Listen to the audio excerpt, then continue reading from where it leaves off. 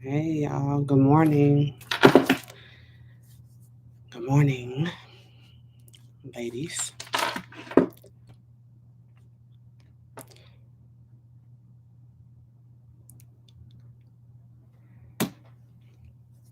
Hope y'all are well.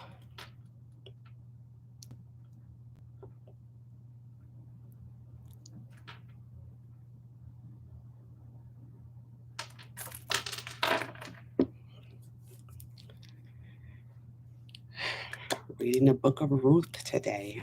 Ruth chapters 1 through 4, which is the entire book. It's only 4 chapters in the book. So, short book, but popular book. Everybody loved the book of Ruth and the story of Ruth and Boaz. So, we're going to get into it.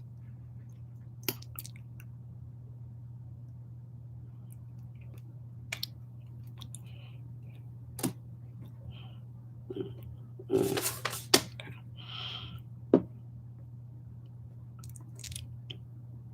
Mm.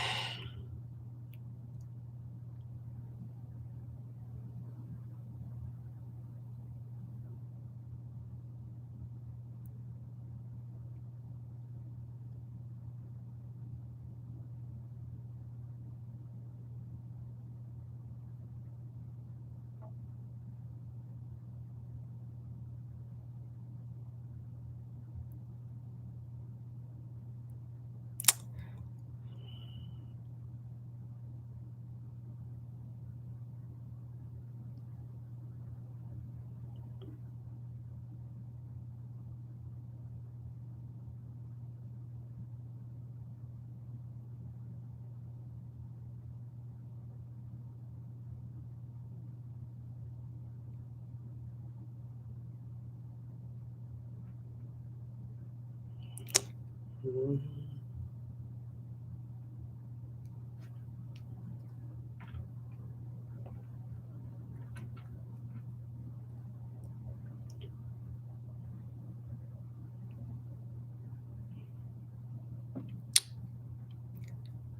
Where y'all at?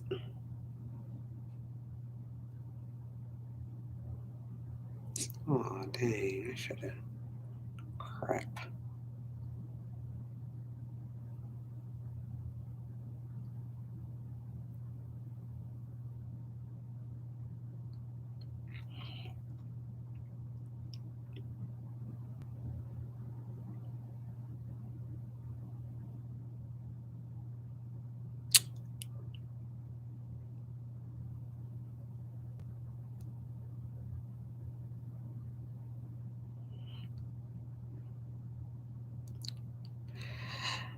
All right. Trying to wait for y'all to get on here so we can start. I'm going ahead and, hey, Joy, going ahead and just start. And as people come on, it can just fall in. 7:05. I'm gonna give them one more minute.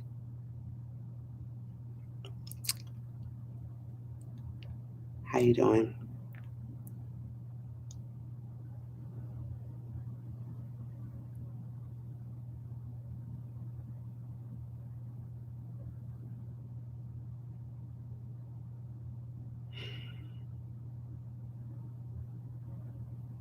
I knew I should have did that. Crap.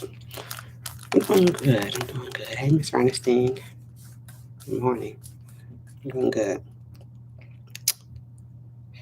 All right, so I want to go on ahead and get started. As people join, they can catch up or whatever, jump in wherever they jump in. So today is the book of Ruth, Ruth 1 through 4. So we're gonna go on ahead and get started. Y'all ready? Um, for the discussion questions, I did made a post, but I completed 1 through 4, Ruth 1 through 4. So I'm just gonna start like from where we are and going forward, and then I'm just gonna work to catch up backwards. We already passed those chapters anyway, so I doubt that anybody's gonna go back to read all those chapters and do all those discussion questions. I mean, you might, but so I did the discussion questions for today's reading, so at least we're not caught up, but starting today and moving forward, you'll have this discussion questions for that current day, and then I'll just work to catch up on the ones that I missed. So again, I apologize for falling behind like that. Really am. So try not to let that happen again. All right, so I'll go ahead and pray and then we'll get started. So I hope y'all got your Bibles open to Ruth 1 and we'll um,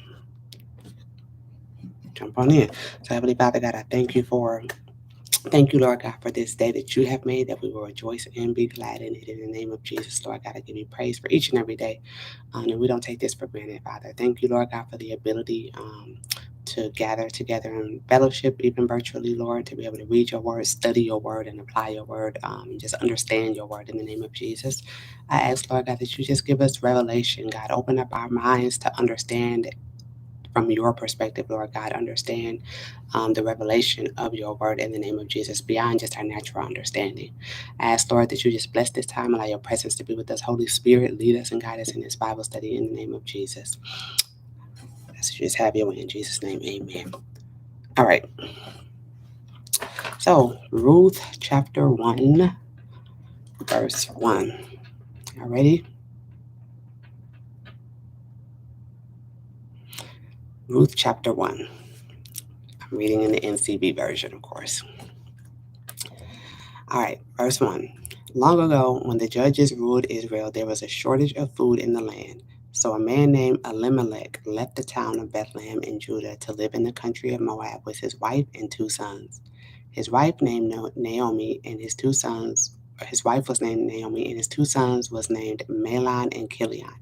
They were if Ephrathites from Bethlehem in Judah. When they came to Moab, they settled there. Then Naomi's husband Elimelech died, and she was left with her two sons. These sons married women from Moab. One was named Orpah, and the other was named Ruth. Naomi and her sons lived in Moab about 10 years. When Mahlon and Chilion also died, So Naomi was left alone without her husband or her two sons. When Naomi was in Moab, while Naomi was in Moab, she heard that the Lord had come to help his people and had given them food again. So she and her daughters in law got ready to leave Moab and return home. Naomi and her daughters in law left the place where they had lived and started back to the land of Judah.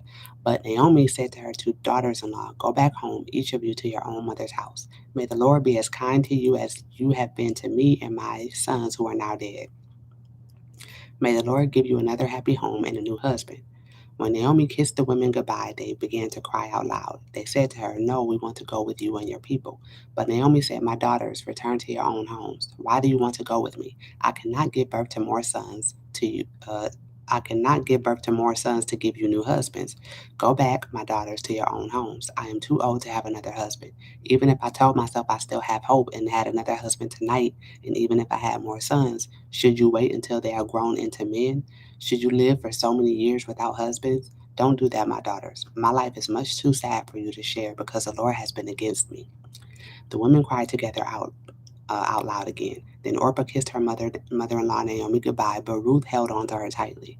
Naomi said to Ruth, "Look, your sister-in-law is going back to her own people and her own gods. Go back with her." Ruth stays with Naomi. But Ruth said, "Don't beg me to leave you or to stop following you. Wherever you go or where you go, I will go. Where you live, I will live. Your people will be my people and your God will be my God. And there you will die. And where you die, I will die. And there I will be buried. I ask the Lord to punish me terribly if I do not keep this promise. Not even death will separate us." When Naomi saw that Ruth had firmly made up her mind to go with her, she stopped arguing with her. So Naomi and Ruth went on until they came to the town of Bethlehem. When they entered Bethlehem, all the people became very excited. The women of the town said, "Is this really Naomi?" Naomi answered the people, "Don't call me Naomi. Call me Mara, because the Almighty has made my life very sad. When I left, I had all I wanted, but now the Lord has brought me home with nothing. Why should you call me Naomi when the Lord has spoken against me and the Almighty has given me so much trouble?" So Naomi and her daughter-in-law Ruth, the Moabite, returned from Moab and arrived at Bethlehem at the beginning of the barley harvest. So that's Ruth 1. Hey, Amira, and hey, Narisha.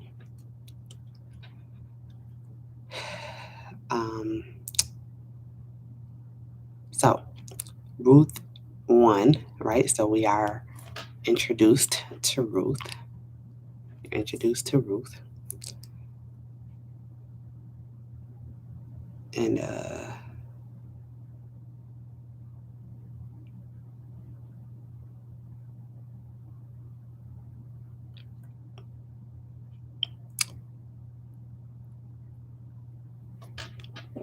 And Naomi, excuse me, sorry. And so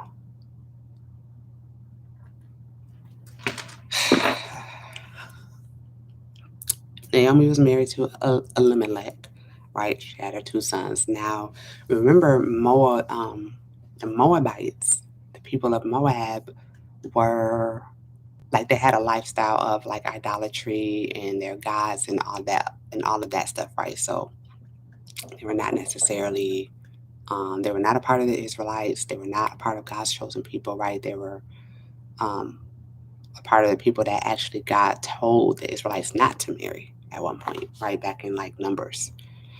Um, so they just had a lifestyle of idolatry and stuff. We remember that. So, yeah. So Naomi was married to Elimelech. They had two sons. At some point, um, Naomi's husband dies, right? So then she's just left with her two sons. Her two sons end up marrying Moabite women, which is Ruth and Orpah, right? And so then, for whatever reason, it doesn't say how they died, but Naomi's two sons, which was Ruth's husband and Orpah's husband, they died, right? So now Naomi was a widow, right? And now she doesn't even have her own sons. So she's left with just her daughters-in-law, Ruth and Orpah. Ruth and Orpah had been staying with her, right, until she got to the point after her sons died where she's like, both of you should just go home. There's no reason for you to stay with me. I can't, my sons are gone. Y'all don't deserve to just be stuck with me, living a miserable, horrible, lonely life. You're young enough to still go marry somebody else, have children, and all of these things, right? So she's trying to convince them to leave and to go home to their parents, so that way they can, move on with life pretty much. And we see Naomi. Naomi is like, um, um, you know, she's like God has not been good to her. God has given her a very sad life. Everything that she wanted, she no longer has. She don't have her family. She literally don't have her family. She lost her husband and her two sons. And so she does not feel like the Lord is on her side. She does not feel like the Lord favors her in any way. She feels like the Lord is literally against her in her words. And so she's trying to convince Naomi and Ruth to leave, excuse me, Orpah and Ruth to leave and go back to their own respective places. Orpah decides to go, right? And so that's not necessarily a bad thing, right? I don't think it should be looked at as like a comparison where like, oh, well, Orpah just decided to leave, and Naomi wanted them to leave so that they can have a better life, right? Um, and so the sons weren't supposed to marry more. So the sons weren't supposed to marry Moabites, but they did. Ruth ended up showing loyalty to her mother-in-law, so maybe their influence changed Ruth. Whose influence? Yeah, right, but whose influence? Their influence changed Ruth. Who? But yes, right, yeah.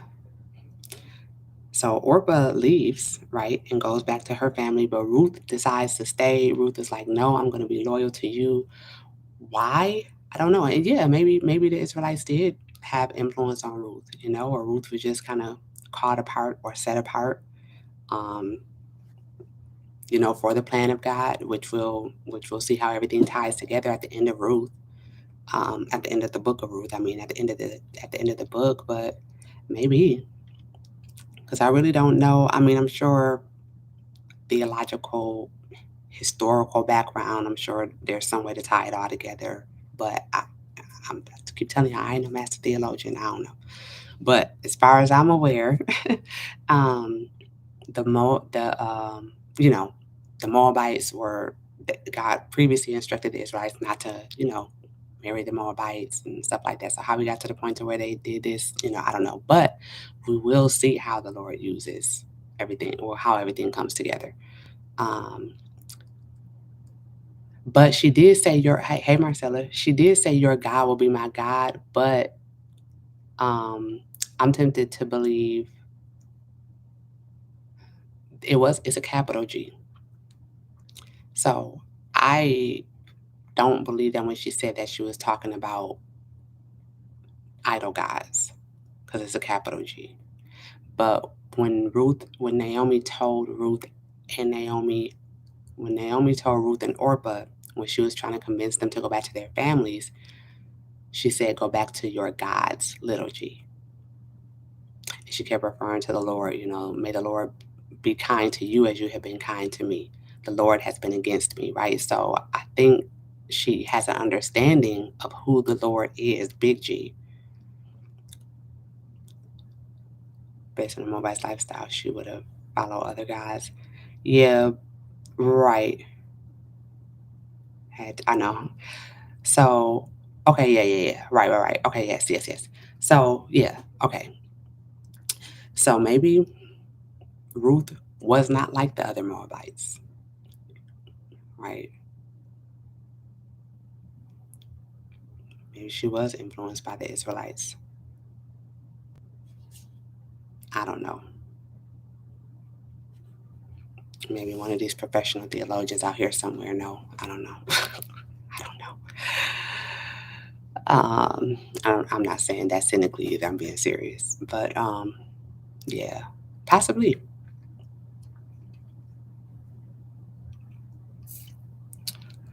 So Naomi, so Orpah leaves, right? And now Orpah does go back. Hey Nisha, Orpah does go back to her own people and her own gods, little g, right? But Naomi stayed with Ruth. Now clearly for Naomi to say that, she understands the lifestyle, right? She I don't know. I don't know that I don't know. I think that kind of mixed, like how kind of how today, how we have the Christians dabbling into the New Age stuff or whatever. It's like they're kind of blending the belief systems. I wonder. I could be way off, but I am wondering, just from like what we're reading, I'm wondering if that was the case, because she's referencing the Lord, like she understands who God is clearly, but then she's encouraging her daughters-in-law to go back to their gods, right? So I don't know. I don't think that there's a clear distinction of their devotion to the Lord. I really don't. They're just following the culture and the way that things are done at that time, which we'll read about as far as like, how Boaz comes into the picture and all that stuff. But I don't know. Do y'all get what I'm saying? So Ruth decides to stay. Ruth is set on staying. She does not want to leave. She's loyal to her mother-in-law. Why? I don't know. Maybe she just had, the leading of the Lord just to stay in.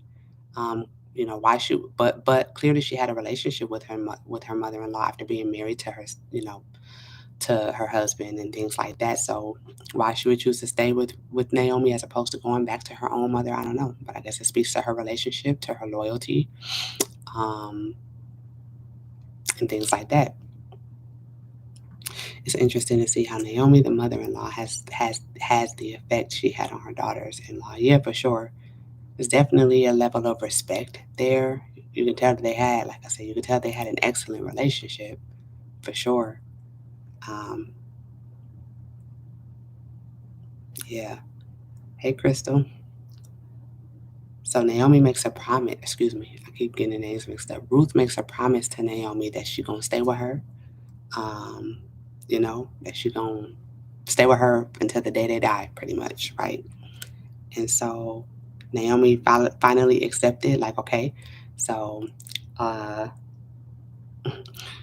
when they got into the town of Bethlehem, the people recognized her and she was like, don't call me Naomi anymore. Call me Mara, right? And Mara means because she wanted them to call her Mara because the Lord had made her very sad, made her life very sad. So she's despondent. She's feeling like the Lord is against her. She's living a very sad life. She really feeling like she just don't have anything of value in her life anymore. Um, for her to feel like the Lord has spoken against her. Why she would feel like that, you know, there's different reasons that people have come up with, but for whatever reason, she feels like the Lord has been against her, the Lord has spoken against her, and the Lord has caused all of these very, uh, what's the word I'm looking for? Sad things. Sad is not the word I'm looking for, but I can't think of the other word, but sad things to happen to her, losing her family and everything that she, held near and dear to her heart.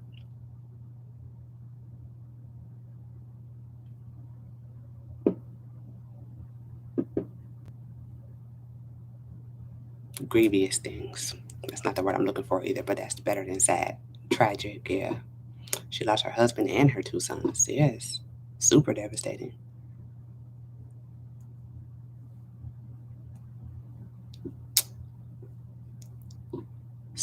Super traumatic.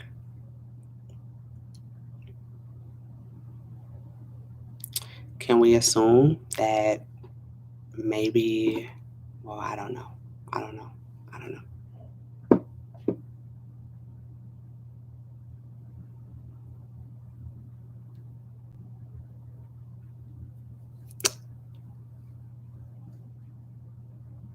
So,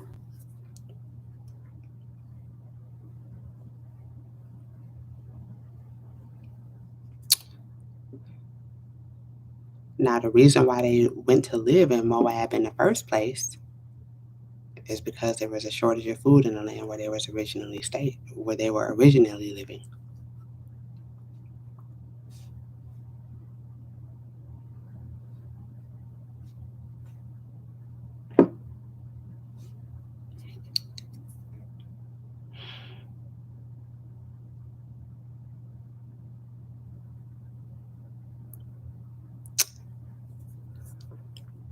All right. So,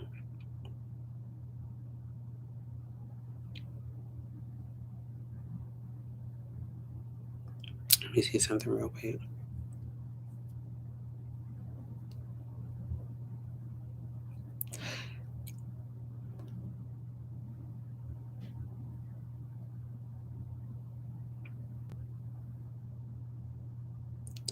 So maybe, I don't know. I mean, maybe the fact that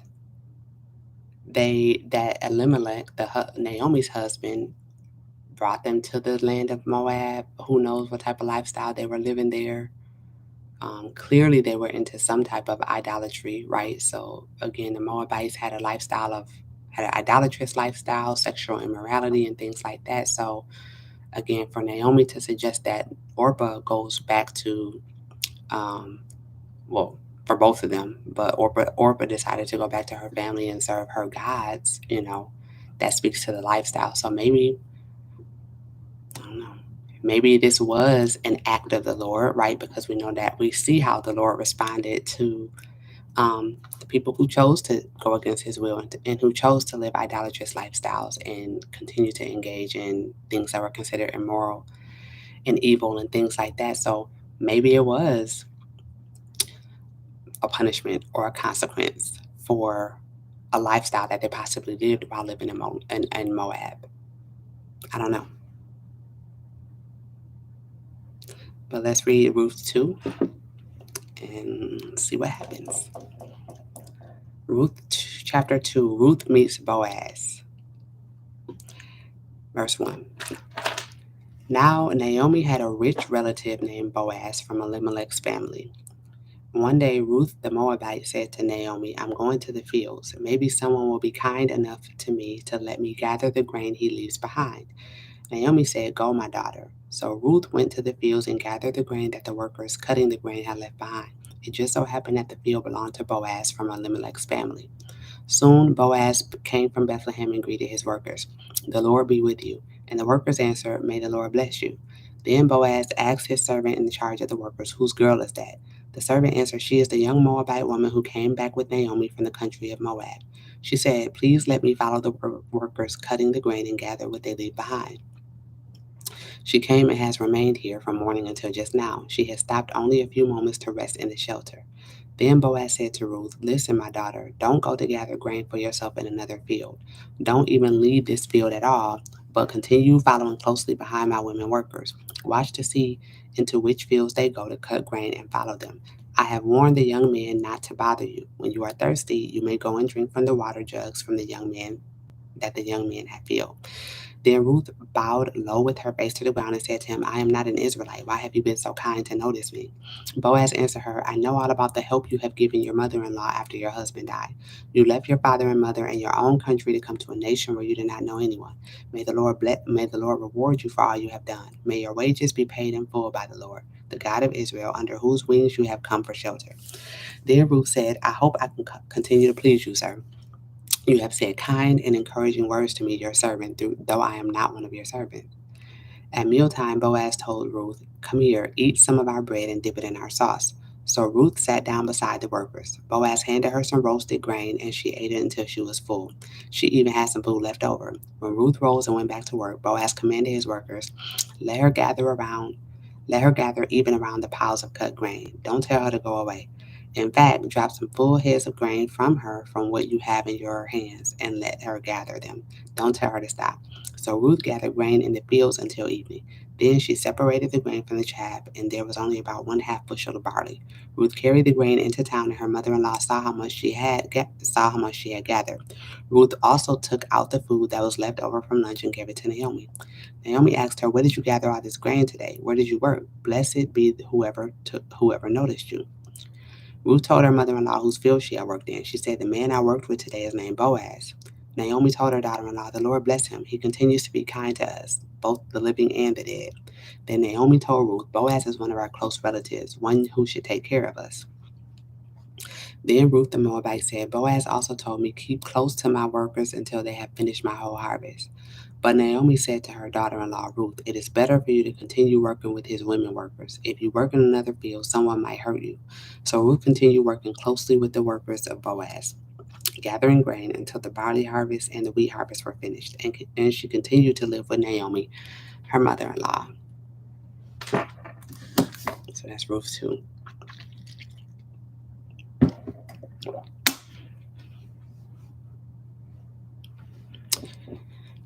So here we are introduced to Boaz.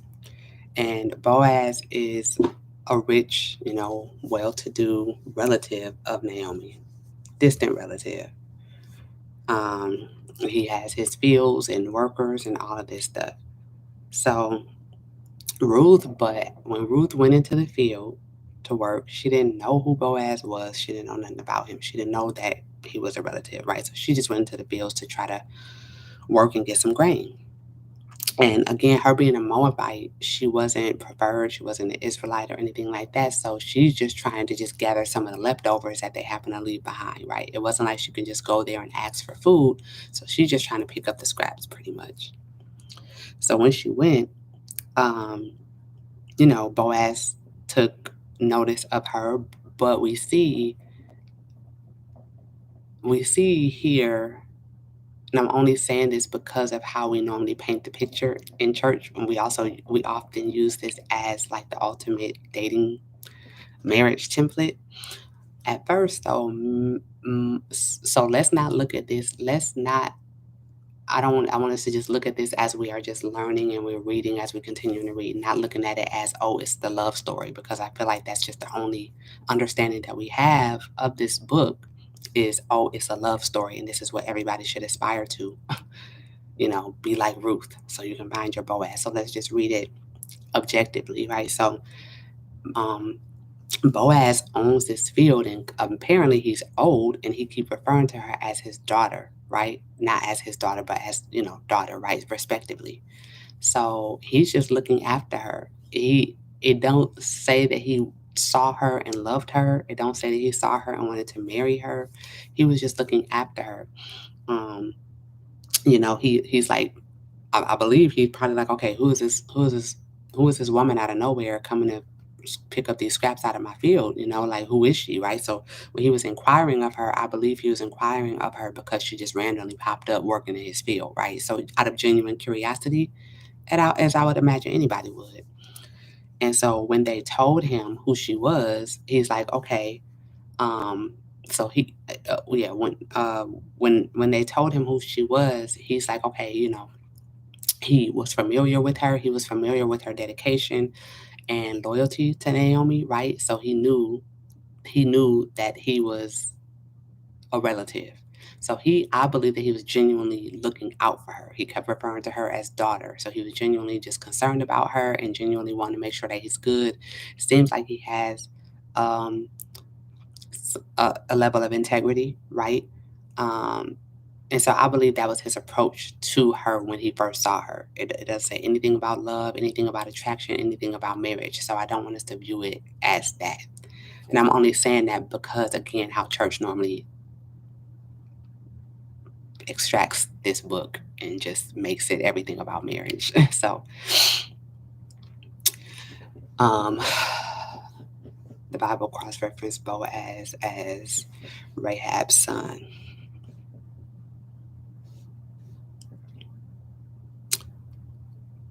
Really? I didn't even catch that. Okay, I'll say that later. Um, Hold on a second.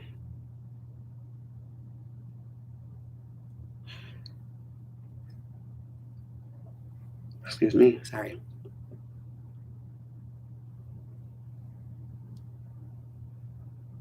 Oh yeah, yeah, yeah, yeah. Okay. But I wonder, was it the same Rahab though, the prostitute? Because Rahab was a prostitute. I wonder, was it the same? Let me see.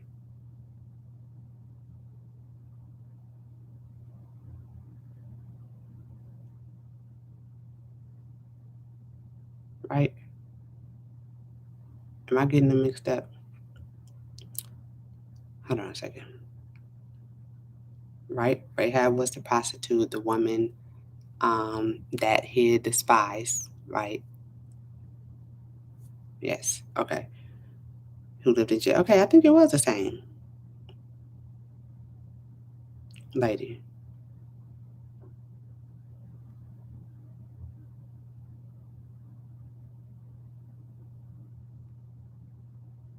Sure is. I didn't even get that. Thank you for pointing that out. So yeah, so Boaz told his workers to look after her, allow her to he basically gave her favor, right? And told his workers to show favor towards her, don't treat her bad or anything like that. He showed favor towards her. Again, because he knew who he was, he knew her dedication, he knew her story, he knew that she was a widow and that she had been really sticking to and being loyal to Naomi. So, um, yeah.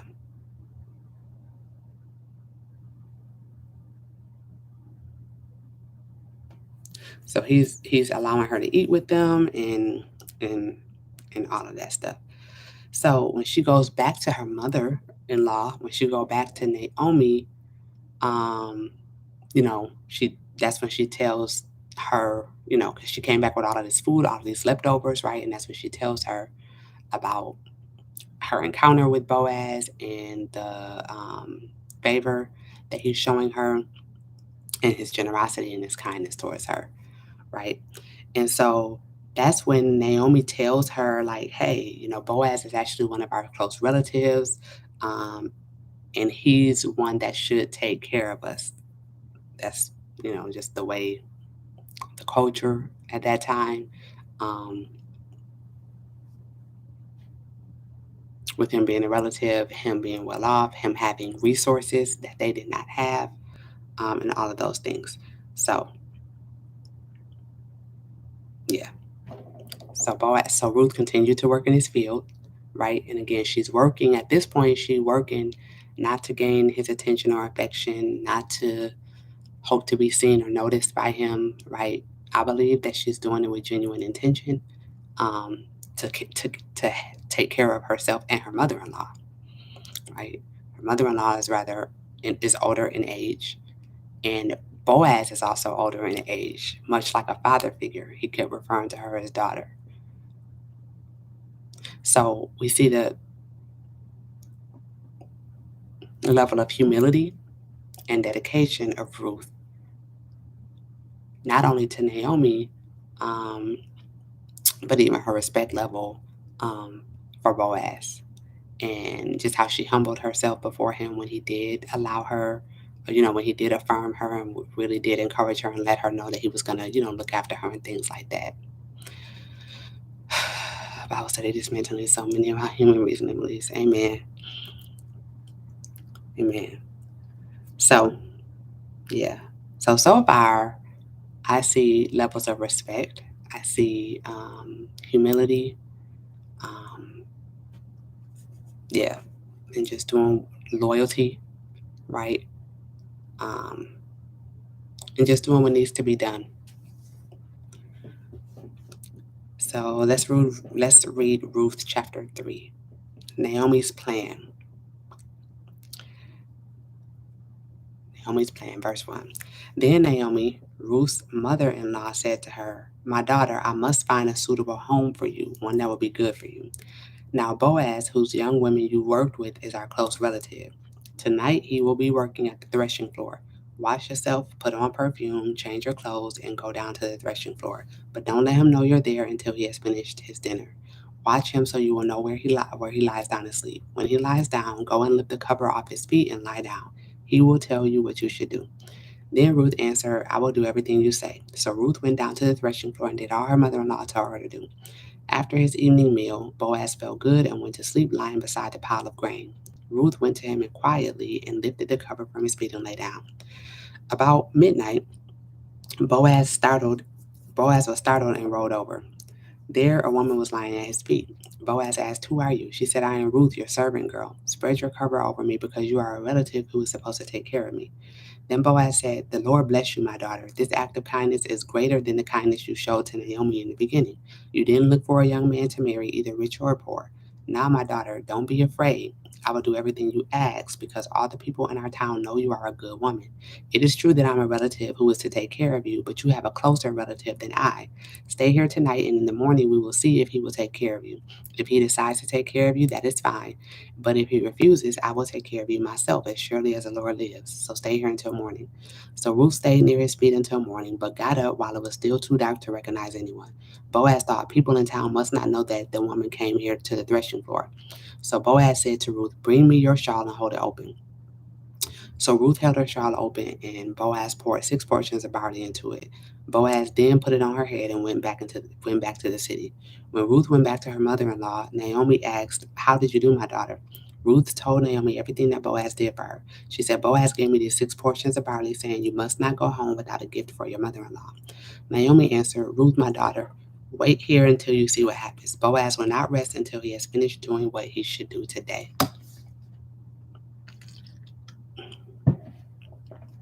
So that's chapter 3. Sorry. It's in my eye. God damn. What the heck? Ooh.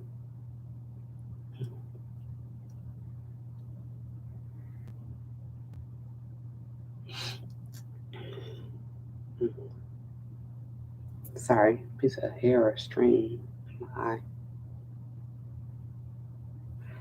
Okay. Um.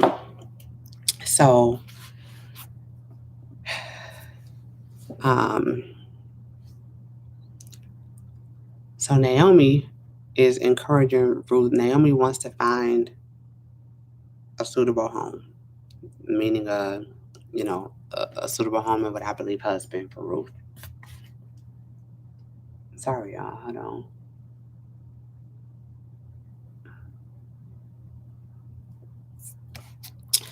And so,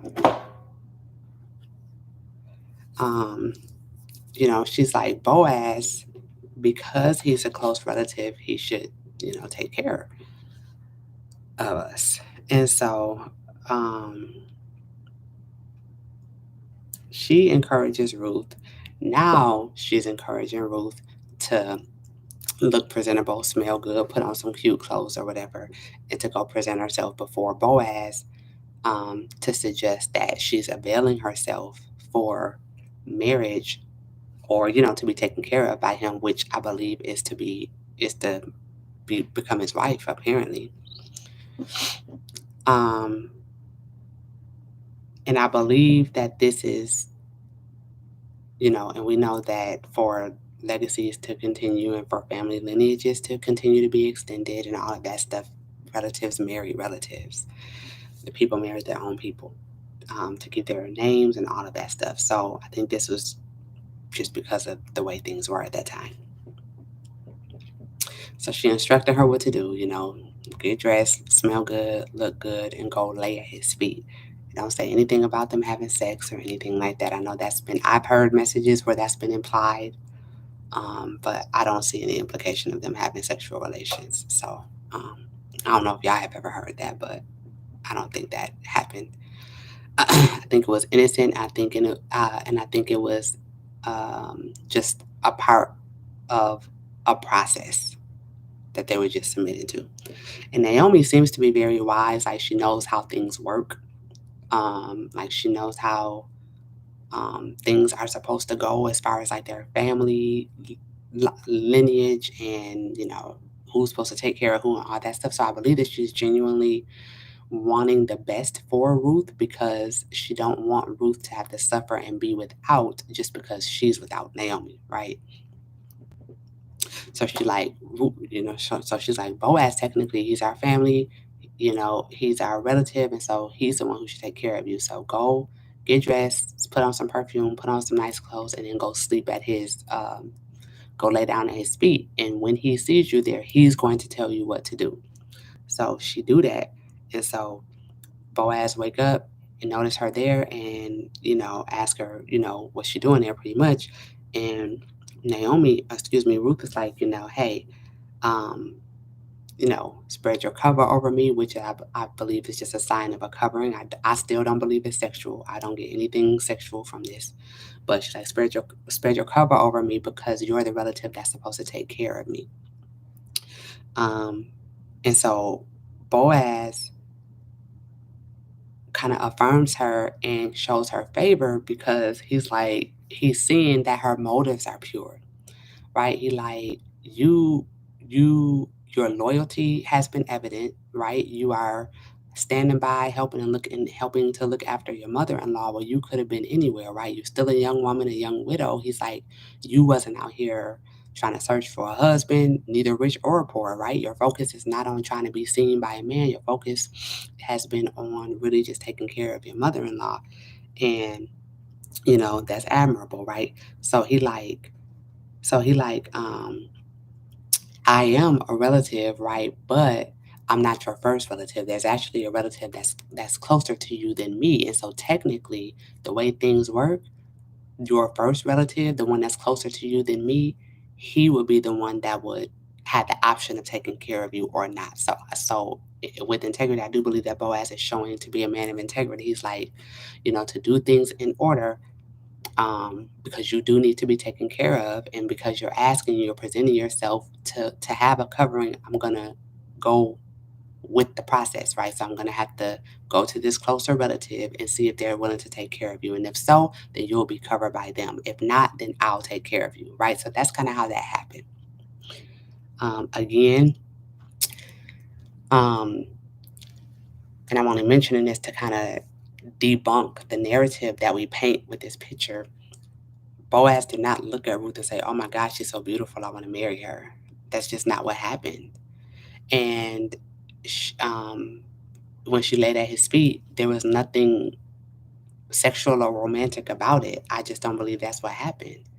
And Boaz, even when she presented herself and told him why she was there, it still wasn't like, okay, yes, I want to marry you. I'm just in love with you. I love how you presented yourself. I want to make you my wife. No, It was literally an order of process. Literally, yeah, totally debunked. It was literally just an order of process. He was like, yes, you need to be covered. This is how we will, this because the family lineage needs to be, you know, needs to remain in existence pretty much. And so the way to do that would be to go down the line. So technically, I'm not even next. You have another relative that really, if he accepts, he'll be the one to take care of you. So I'm gonna go on ahead and see if he'll take care of you. And if he don't, then it will come to me. Then I'll accept that responsibility. So it was more of a responsibility, not a desire at all whatsoever, right? Does anybody get anything differently? Just want to make sure. So they had that. So while y'all typing that or answering that, so they had that conversation. Boaz, sent her away. Well, not sent her away, but gave her food, sent her away back to her mother, right? Because he's like, well, what people can't do though is misconstrue what's going on. If people see you leaving here, I believe, because he's like, people cannot know that this woman just came from my room from the threshing floor, and I believe that was to protect the integrity of that moment and to not assume that something happened that didn't. That's what I believe. It could have been the fact that yes, she's a Moabite woman, so she shouldn't have had access to the threshing floor in the first place, right? But um, either way, he made sure that she was covered, that she would not be recognizable by other people, and he sent her back with extra food so that her and Naomi could be taken care of, right? Hadn't thought about it, but so true. And because he continued with how things were done, he's saying he needs to speak to the relative. I feel that also implies it's not sexual. Yeah, exactly. He did it the right way, and seems they were blessed. Yeah, exactly. Yeah. Okay, good. Yeah, that's how I'm taking it. So, um, so yeah, so Ruth goes back to Naomi, and tell her what happened, and Naomi is like, cool, we believe that Boaz is going to do exactly what he said he's going to do, so we're just going to wait and see what happens, right? So Boaz seems to be a man of his word, a man of integrity, obviously a man of resources and wealth, but he do things the right way. So I don't hear love story yet. I'm sorry. I've heard love stories before. We've come across several love stories where the men see the women and they are just in love with them. They choose them. They don't want nobody but them, right? We had who was that? Was that Jacob working 7 years, 14 years for a woman? Like, so we have other love stories in the Bible other than Ruth, which is not even a love story. So it's a business transaction, to be honest with you. So I don't know if this should be the template for marriage that the church continues to use. I don't know why. I mean, I've been once I came into the understanding and really read through the book, I'm like,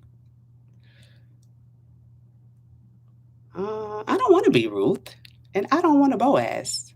This, I don't. Um, First of all, he's old, and second of all, he chose her only because that was the way things were supposed to go. He wasn't even in love with her. He wasn't attracted to her. Like,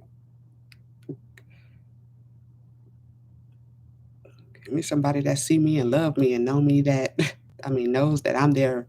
I'm the only one that they want from the time that they see me, right? We do have those examples in the Bible. So, but yeah, and this is but outside of just trying to bring this into context other than what we're conventionally taught in church, but just sticking with the script, not even talking about what we learn in church or not, because maybe everybody wasn't, maybe everybody don't be taught that, but that's all I've ever heard. But I think though, just with the context of this, Ruth being a Moabite, the treatment, the favor, even her character and personality, I don't think is normal, or it's not congruent to the normal lifestyle of a Moabite woman. eh, eh, You know, at that, um, they're not Israelites. They normally didn't get along. They were not supposed to, be interacting like that. So she truly had a lot of favor, and she showed to be probably the opposite of what they would expect from a Moabite woman. That's how I take it. The next person tell me they're waiting on their Boaz, right? Man, but the way that I hear it, and Marissa, but yeah, he was just being nice to her. The way that I often hear it is like, you know, uh, the idea that she was working and gleaning in the fields, and Boaz took notice of her when she was just minding her business and just serving her mother-in-law and doing what she was supposed to do.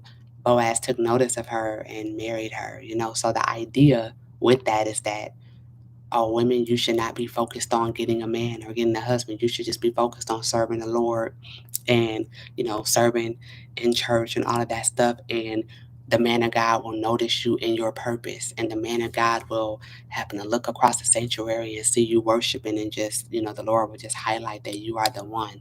And so just focus on serving the Lord, and the man of God will find you while you're serving in your purpose. Work in the field, and then the man of God will take notice of you while you're working in your field. That's kind of the narrative that's painted when you know, when it comes to this story of Boaz and Ruth in the church. That's how I've always heard it for years. And I'm not saying that that can't happen. I actually know people where that's what happened. Like literally, I know somebody who has that story literally in a church that I went to, and they're married with kids to this day. That was like 10 years ago. But that's just not the context of this story. I don't believe that that's the context of this story. I just don't. Not to take it and make it a template for how you should be found by your husband. So that's just me. Reading in two contexts together is something. It is something different. It really is. It really is.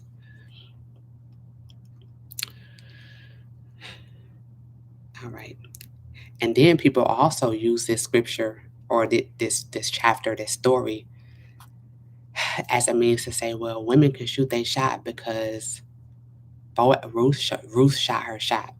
Ruth presented herself to Boaz. Ruth got herself together, was looking nice and smelling good, and then she laid at his feet. Ruth shot her shot. Ruth did not shoot her shot, in my opinion. Yes, she did present herself in a certain way, right? She did freshen herself up and smell good and look good so that she could present herself as, okay, listen, according to the way things are supposed to be done in this family line, you're supposed to take me as your wife. So here, pretty much. But it was an understanding. It wasn't like, oh, you fine. I want to talk to you. I want to be your wife.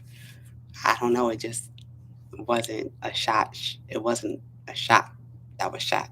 It was just obedience to an instruction to complete the process of how things were to be done. Because no, Naomi didn't want her to remain a widow and to just follow her around for the rest of her life, living in loneliness and scrapping up extras out of people's fields.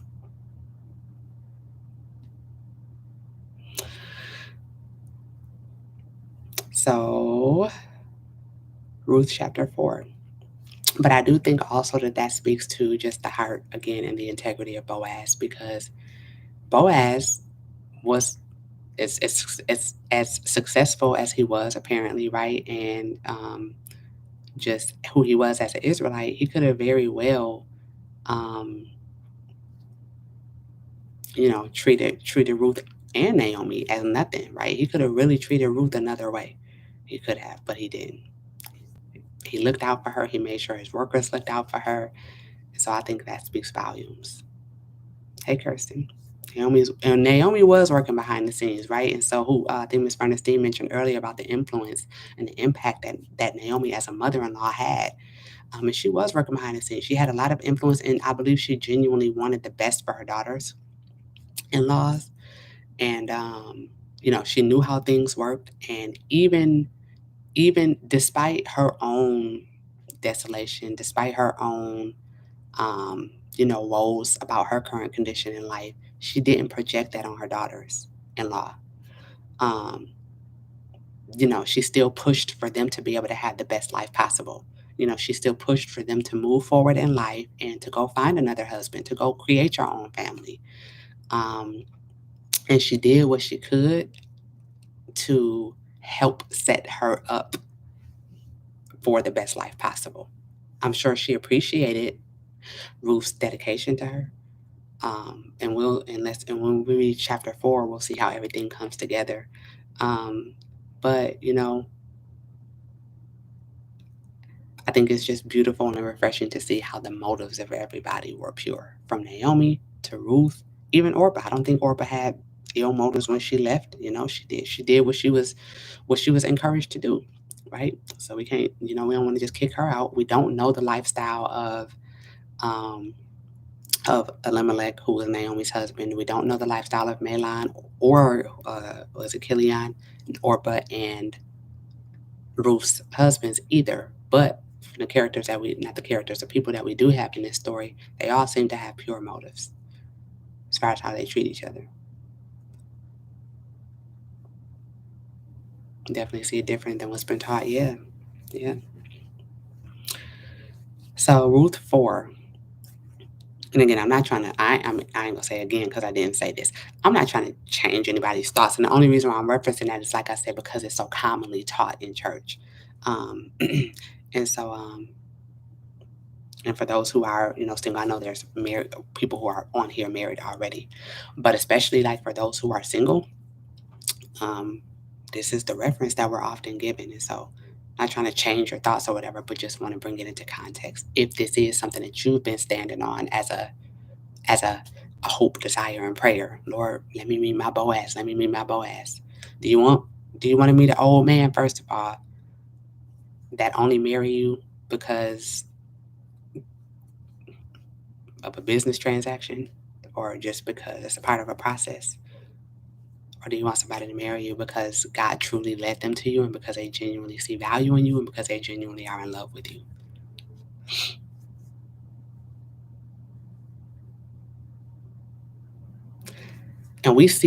And and this is not the only example that we have of a woman just minding her business and a man see her, right?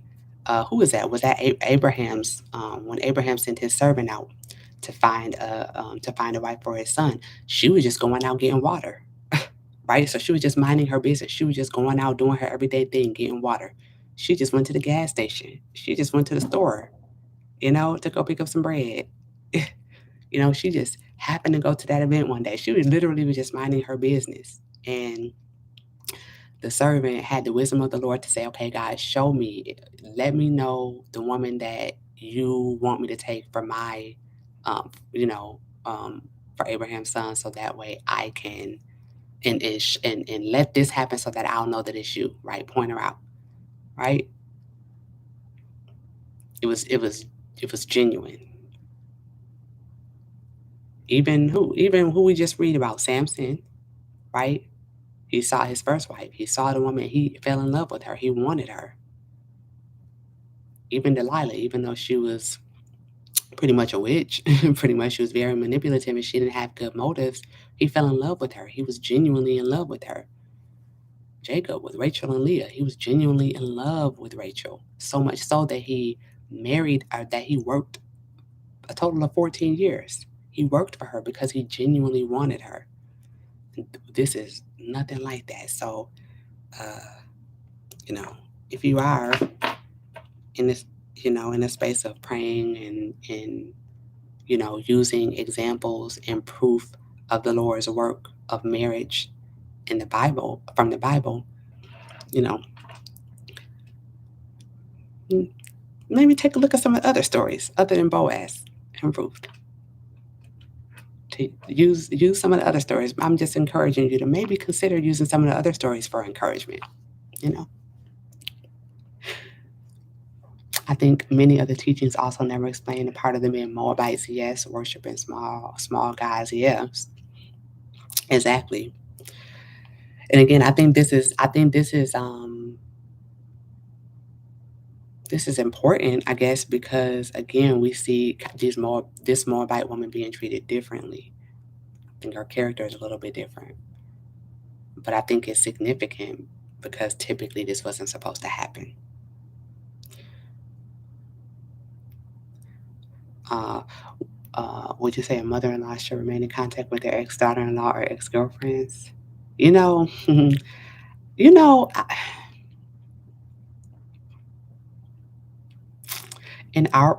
okay, I'll say this, in our world, um,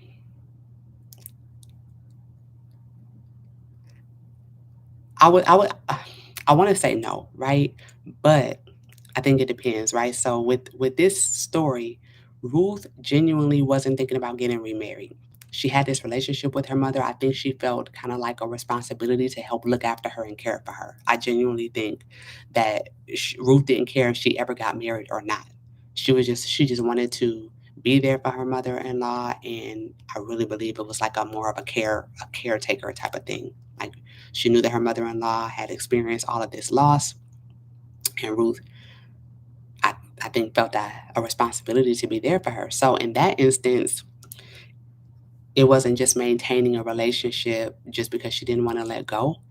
She was maintaining a relationship out of loyalty and out of genuine love and servitude, I believe, right? Because we see how she continued to take care of her, getting food, making sure she was fed, and all of this stuff. She listened to her advice and her wisdom to improve their quality of life, which had nothing to do with the husband. It got to the point at the end where Ruth, because we know, excuse me, where Naomi, I was going to say where Naomi, but Naomi encouraged her, wanted her to leave so that she can get married, but Ruth refused. But in our world, I, per- I don't know. I guess I personally, if you're entering into a new relationship, new marriage, and things like that, I personally don't think that it's comfortable. Um, it's a comfortable situation for the person that you with to have close relationship and contact with your ex family.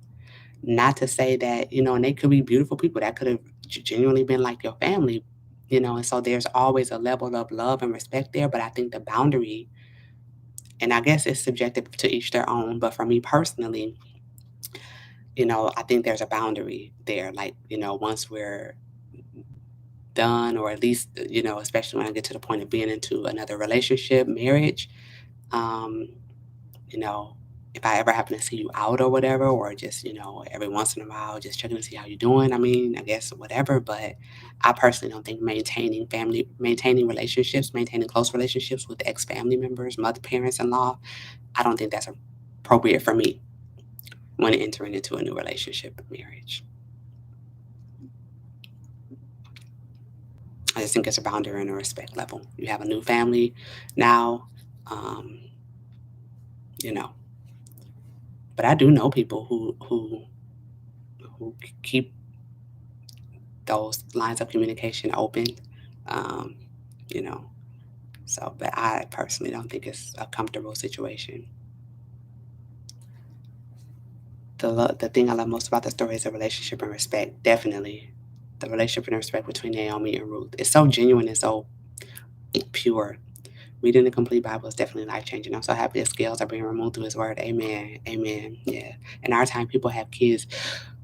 That's true, Crystal. I guess I didn't think about that too. That's true. I did not think about that. Um, People have kids outside of marriages, and the grandparents are more involved. So, with that being said, thank you for mentioning that because I did not consider that perspective. I guess, but I think yeah, it gets so complicated. Because yeah, you do have children outside of marriage, so you do have relationships with the kids, other family members, and their parents, their grandparents, and all of that stuff.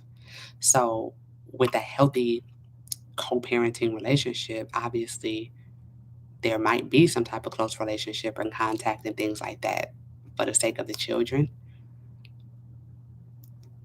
Mm. I personally, I'm a proponent of boundaries in any situation when it comes to like relationships, marriage, and things like that. When it comes to anything to do with opposite sex or ex affiliation, meaning affiliation with the ex themselves and or their family friends. It just get really sticky, and it just can get complicated. But some people make it work and have their own way of doing things or whatever. So I guess it just depends on the person that you with and how they feel about it. Ultimately, I think it just boils down to that. As for me, all that's cut off. I don't want it. I don't care. All that is cut off. I mean, if you have children, of course, you have to communicate about the children, but there should be boundaries around the conversation. No time spent just kicking it, just having fun, and all that stuff. Absolutely not. That's just me, though. But yeah, ultimately, I think it boils down to what works for the people and what they're genuinely okay with and comfortable with.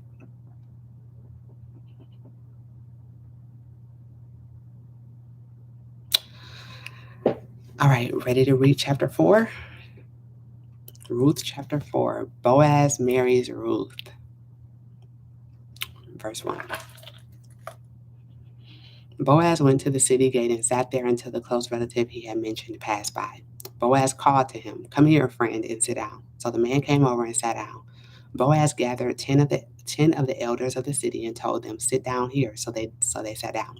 Then Boaz said to the close relative, "Naomi, who has come back from the country of Moab, wants to sell the piece of land that belonged to our relative Elimelech. So I decided to tell you about it. If you want to buy back the land, then buy it in front of the people who are sitting here and in front of the elders of my people. But if you don't want to buy it, tell me, because you are the only one who can buy it, and I am next after you." The close relative answered, "I will buy back the land." Then Boaz explained, when you buy the land from Naomi, you must also marry Ruth, the Moabite, the dead man's wife. That way the land will stay in the dead man's name. The close relative answered, I can't buy back the land. If I did, I might harm what I can pass on to my own sons. I cannot buy the land back, so buy it for yourself. Long ago in Israel, when people traded or bought back something, one person took off his sandal and gave it to the other person.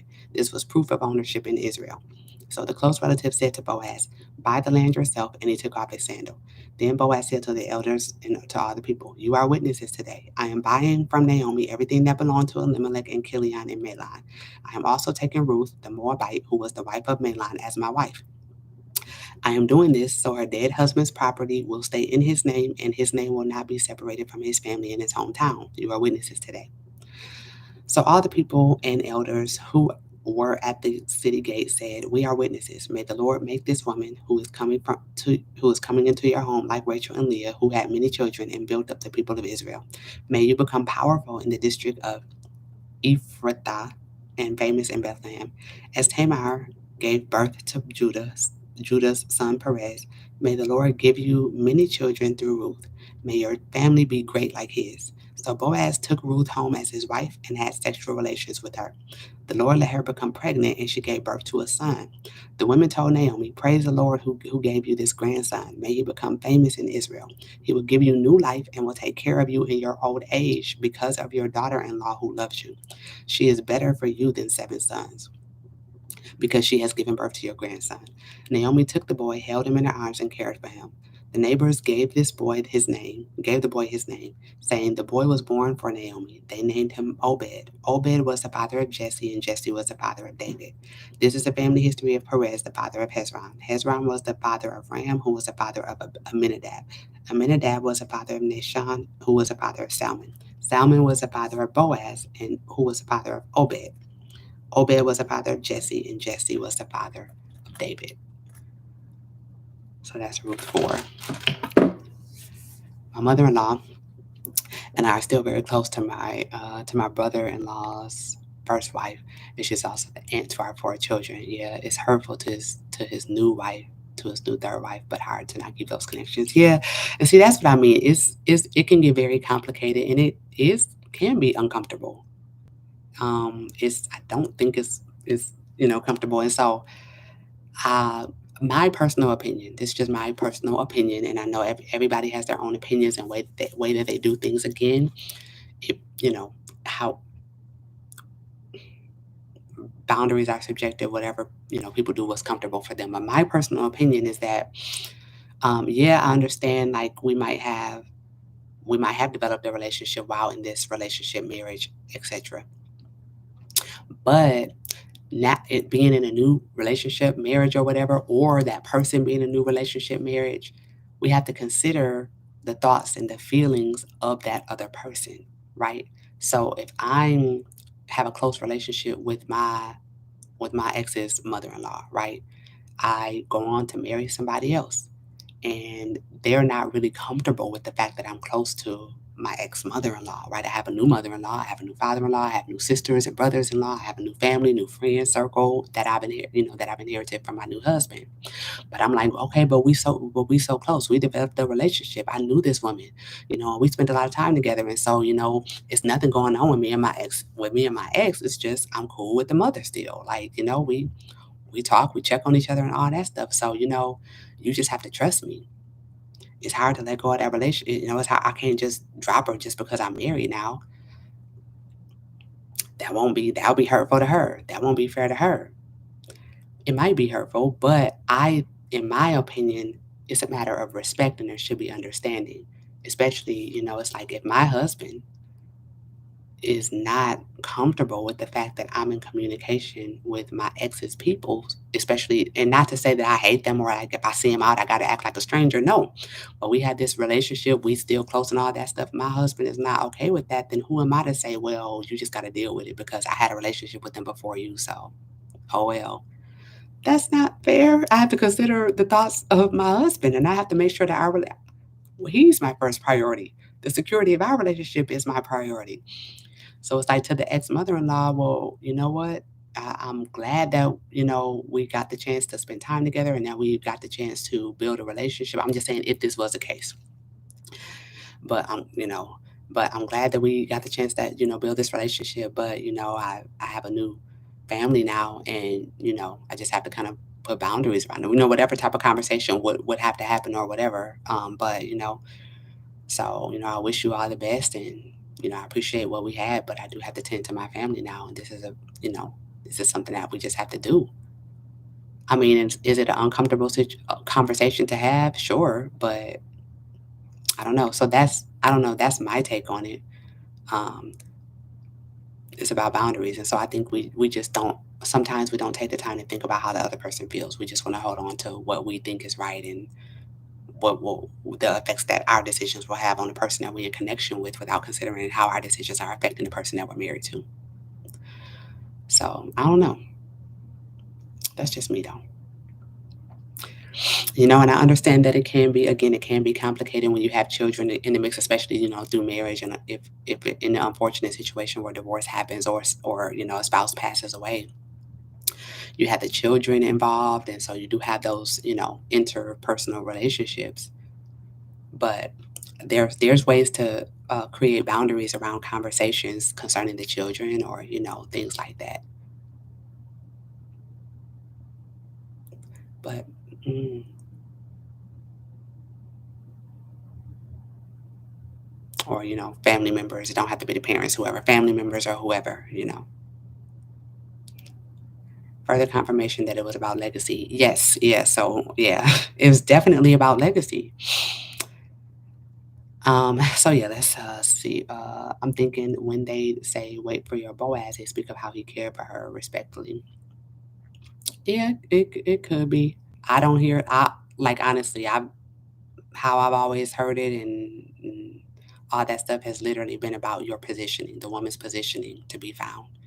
But taking how he treated her, that's definitely a characteristic, you know. Um, that's a characteristic. But, you know, it don't mention anything about love. And unfortunately some of the marriages really didn't speak of love or attraction or anything like that. Some did, right? I choose to believe that love matters, right? This was literally a business transaction and a matter of legacy. Um, and just, I choose to believe that love matters. And, you know, um, it's not, it's, it's a damaging experience, a traumatic one even, to be in a marriage with a man that don't love you as a woman. I don't care who you are. That's not the way it's supposed to be. Women nowadays, especially like with the dating advice that people give out and stuff like that, is to chase money. Don't care about your feelings. Don't seek to be loved. Just get the bag. As long as he's taking care of you, you don't care. That's it's counterproductive. First of all, that's not the way that we were designed to be. I think that's women shutting off the natural part of them that's supposed to flourish, that's supposed to be nourished, in order to avoid being hurt or in order to avoid experiencing, repeated hurt that they've already experienced before. So I don't know. Yeah, he treated her nice, but respectfully, but he treated her that way as looking at her as a daughter, not as a wife.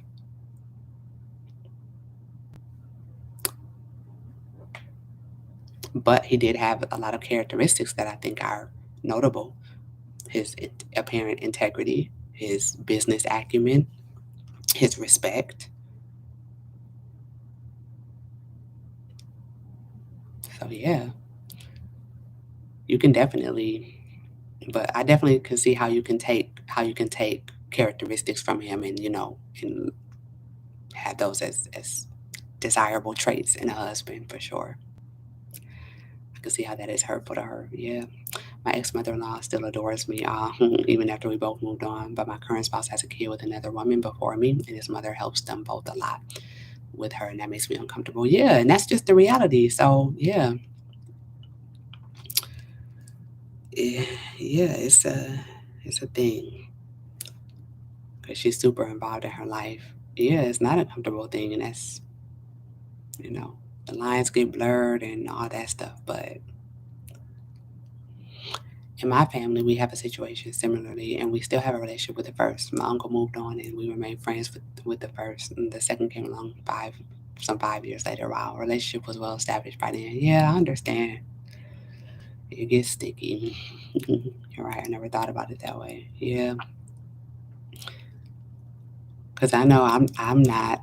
I would not be comfortable with my husband being in contact with his ex mother in law, ex father in law, ex sister, brother, cousin, whoever. I'm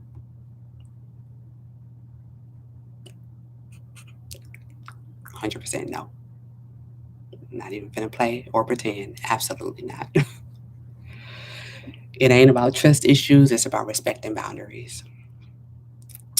But yeah, in answering the discussion question for chapter 4, asking about what would have happened, would it be that a lot of Ruth would not have become an ancestor of Jesus?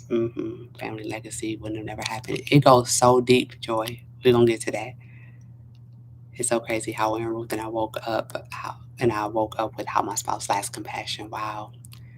Yeah. Wow. And that goes so deep too, especially with men and people, period, but especially men who lack compassion. There's so many reasons for that. They unfortunately in our world, not they're not um, taught or given a space to be compassionate, to be vulnerable, to be empathetic, to show emotion. So I'm sorry, but yeah, now I understand. Over here, great joy and happiness great joy and happiness to Naomi's life, especially in her old age. She got a new beginning and restored hope. Yes, she did. She did. Civilians are trying to drag me on IG based off a comment I made under a post on a spiritual word page. It was a video of a woman saying that women need to be more desirable to men. Oh, Obed brought great joy. Oh yeah, definitely. Obed did. I'm gonna get back to it. Joy, I'm gonna come back to your comment. It was a video of a woman saying that women that need to be more desirable to men. Okay, she was asking, "Do you want a husband or not?" Then she was going on to say other things. So I gave my opinion and agreed. I said, "Women who do know how to be desirable to a man are the ones that's picked." Yep. And I said, "Watch everyone call her a pick me." Lord, people was angry in my comment. I was confused. I had people going in at me and each other under my comment. People are so ignorant. Know how to disagree respectfully. People starting to get in their feelings and being disrespectful. Yeah, I'm sorry that you experienced that. No, I hate this whole pick me culture. Everything is a pick me, right? And the people that's calling people pick me's is single and not chosen, right? Just because you get dates and just because you get people in your inbox don't mean you're chosen. If nobody's putting a ring on your finger and giving you their last name, you haven't been chosen, right? Men will date you all day. Men will sleep with you all day. That's not being chosen, right? And so I agree with that comment. And I'll be caught up. I would be the definition of a pick me. That's fine. I am a pick me. I want to be chosen by the man that God has for me. Yes, and I do think that we do need to be desirable to men. Now, what desirable means, that's up for conversation, right? But what desirable means is up for conversation. That don't mean being a silly girl. That don't mean being a doormat. That don't mean having sex with people and all of that stuff. But presenting yourself in a certain way and carrying yourself in a certain way for the type of man that you desire, or the type of man that God has for you, or whatever. Just carrying yourself how the Lord is instructing you to carry yourself, really, is what I believe will put you in the will of the Lord and will attract and will allow an orchestration of who God has for you. To be honest with you, that's my take on it. But I definitely agree. But girl, do not get caught up on that. I'm a pick me, and I'll be that, and I'm quite all right with that. So, girl, don't allow that to deter you. People are gonna have their mindsets, and I really believe, unfortunately, over these last about 3 years, because these conversations were not taking place as prevalently as they were three like 3 years ago. They were not taking place. Not like this, not on this level.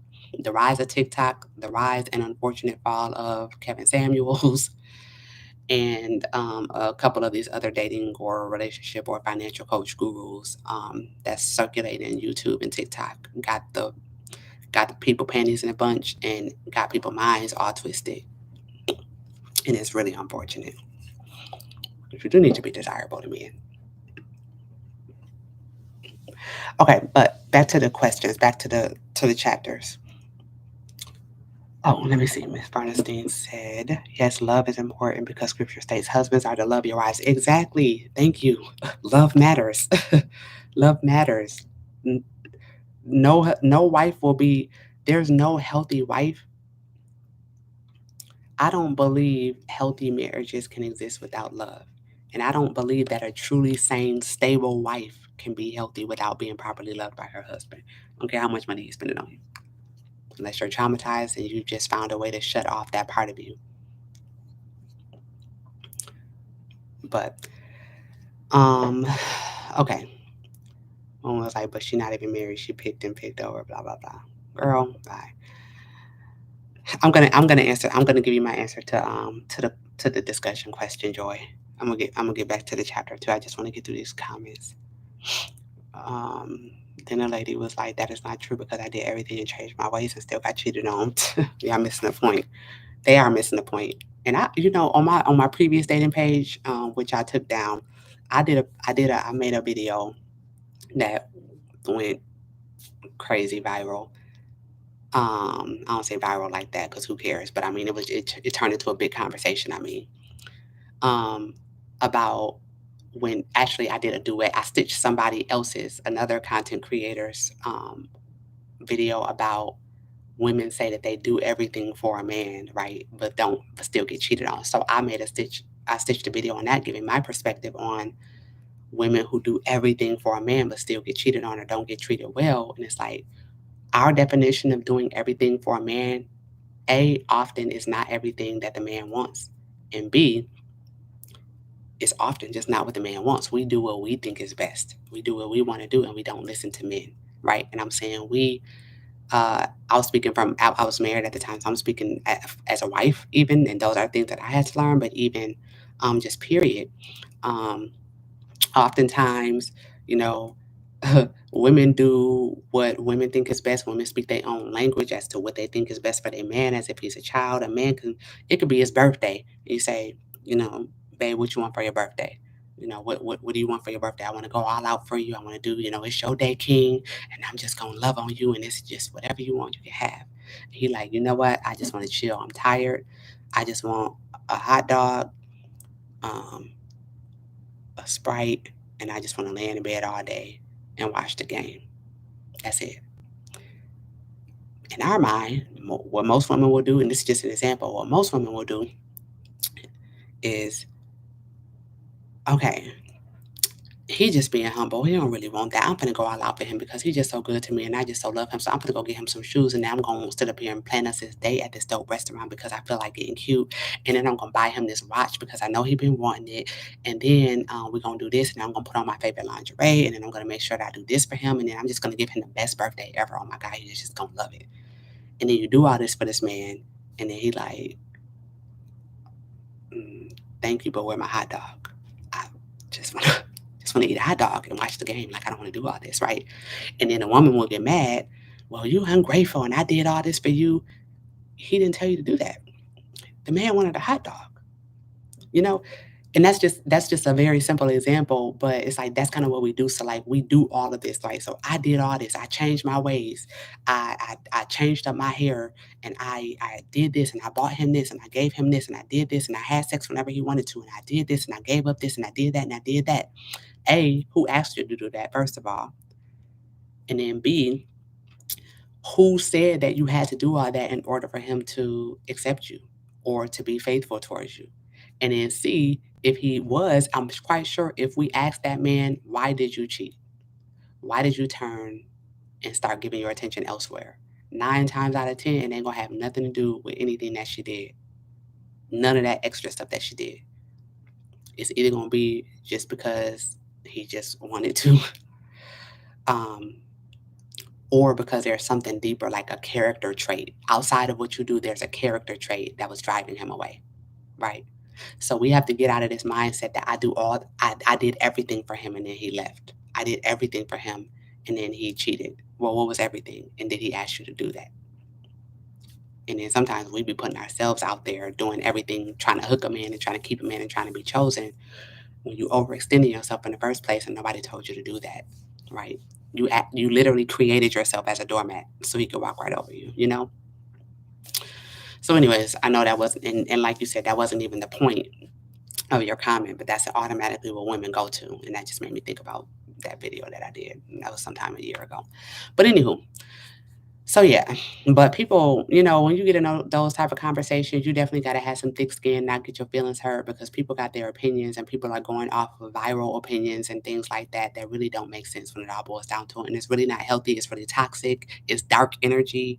A lot of this advice and stuff is coming from witches, literal warlocks, literal people who operate in witchcraft in real life, literal people who are putting spells on people in real life. Like, so you really have to be careful about taking all of that. People have to be careful about taking all that advice and using that and perpetuating and regurgitating the advice that they hear and understand that the source that they're getting it from is really tainted anyways, right? So people are so just delusional now, not even understanding that their mind is being infiltrated with all of these demonic, counterproductive thoughts and perspectives that's keeping them in a cycle and not allowing them to progress forward. Yeah, they might have more dates, and yeah, they might have more expensive dates, but not more marriages, not more healthy foundations being built, not more healthy families being established. Just just the liberty of saying, "Oh yeah, a six-figure man took me out to whatever restaurant." So, how old are we? 5? I don't care what restaurant you went to. It's weird. So anyway, so yeah. So, um, Joy, I'm gonna get back. A pygmy is like considered women who like overextend themselves and who like are nice girls or who compromise their standards just to be chosen by a man, pretty much.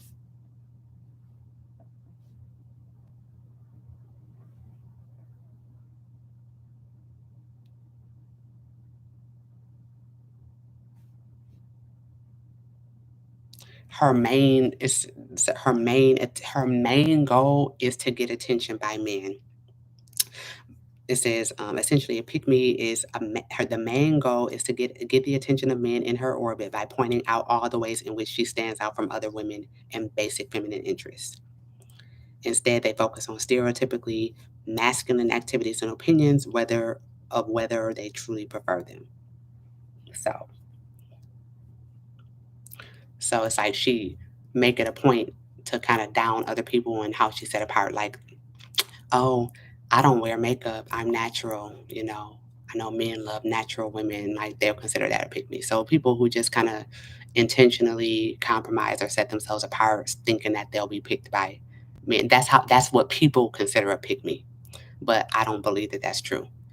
Like you can just have standards and talk about and express your belief and actually have a healthy perspective. But because it's not in alignment with the toxic advice that's going around nowadays, people will call you a pick me. Like, oh, you just saying that just because you think you're gonna get chosen by that. Or the reality is your perspective haven't got you chosen either. So I heard a story just like that. This guy wanted to spend time with her. She wanted a big party, so she went ahead to big party. Didn't don't look happy about the party he didn't want. Exactly. Yep. Man, when I made that video, I tell you, so many men were commenting on that video. Honestly, it made me sad. Honestly, I'm like, man, these men are miserable. These are men, husbands was commenting and just kind of giving their perspectives about how they don't feel heard by their wives. Literally, when I tell you, I mean, it was hundreds of comments by men who, and they was giving examples. About how they don't feel heard by their wives. Their women do whatever they want to do for them. They love them, but they don't feel they don't listen. Some of those men are miserable because their wives do what they think is best and not what the man know is best for himself.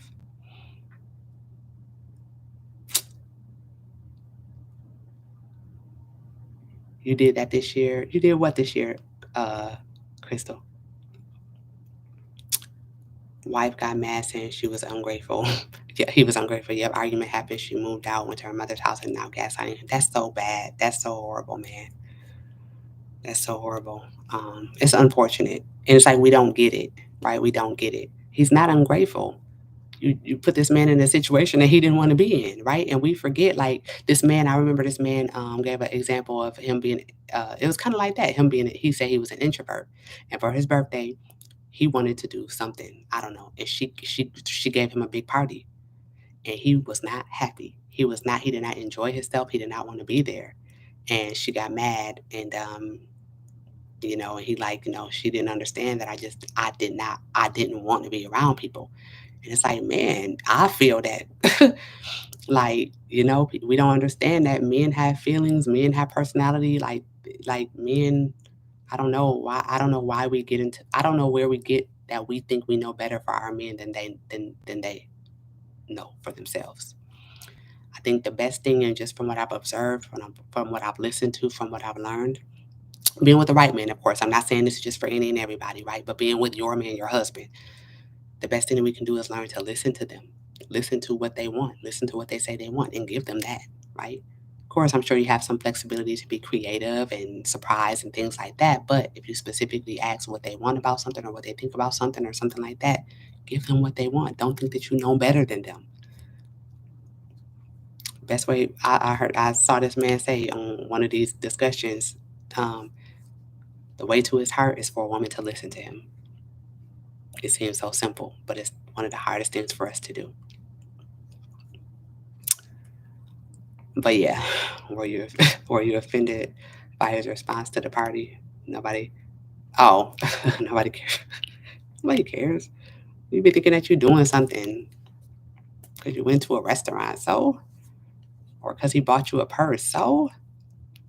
What is he doing for you that you literally cannot do for yourself? I'm not saying that it's not nice that that happens, but he's not your husband.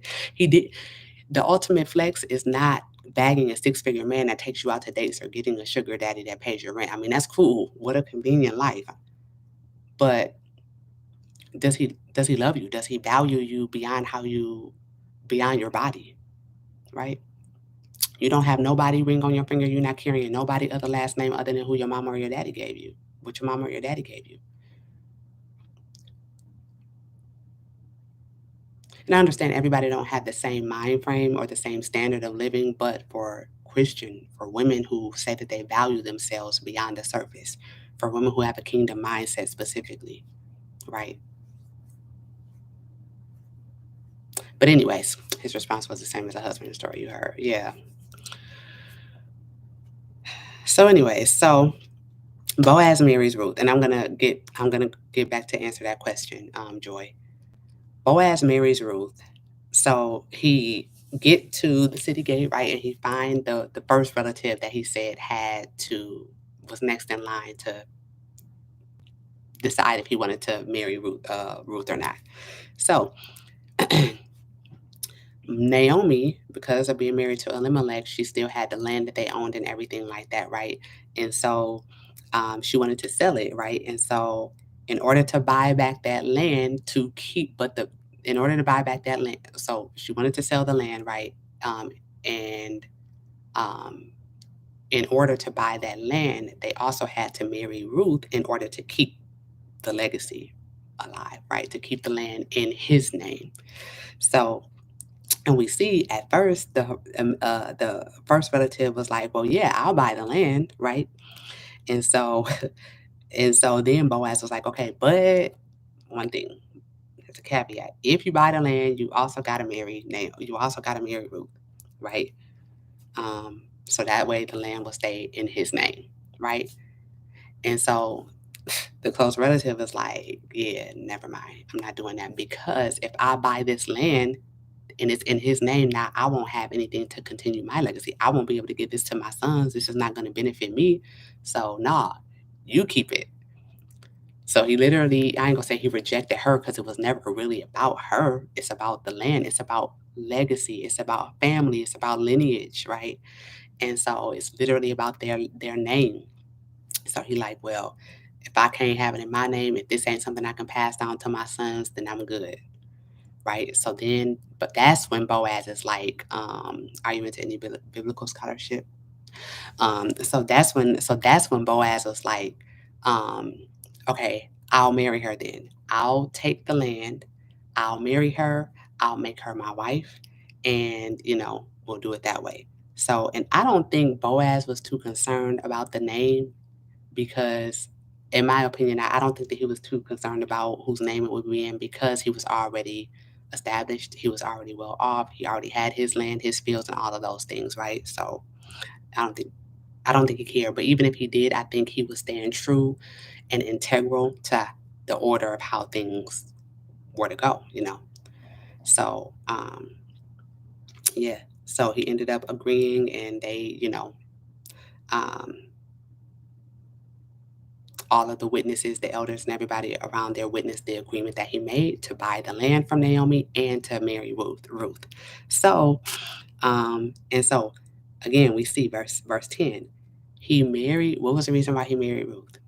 He married Ruth so that her dead husband's property, which is his relative, right? So he's looking out this in his family lineage, right? Which the first one was too, right? But he married her only to keep her husband who passed away, to keep the property in his name so that his name will not be separated from his family, right? What a We can look at that as a noble thing, right? As an integral thing to do. But that was the reason why he married her.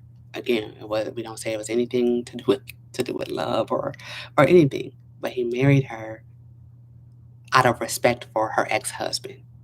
Well, her husband who passed away, I guess, and her ex. So the Lord blessed her to get pregnant, and so then we know that they didn't have sex before this either because it says so Boaz took her home and then had sexual relations with her. So they did not have sex until after they got married, and then the Lord let her become pregnant, and she gave birth to Obed, right, which will um, learn more about his lineage later.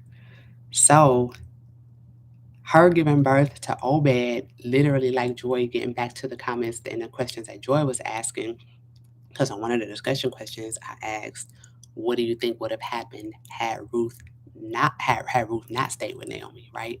If Ruth just would have just went back like Orpah did. Um, Ruth,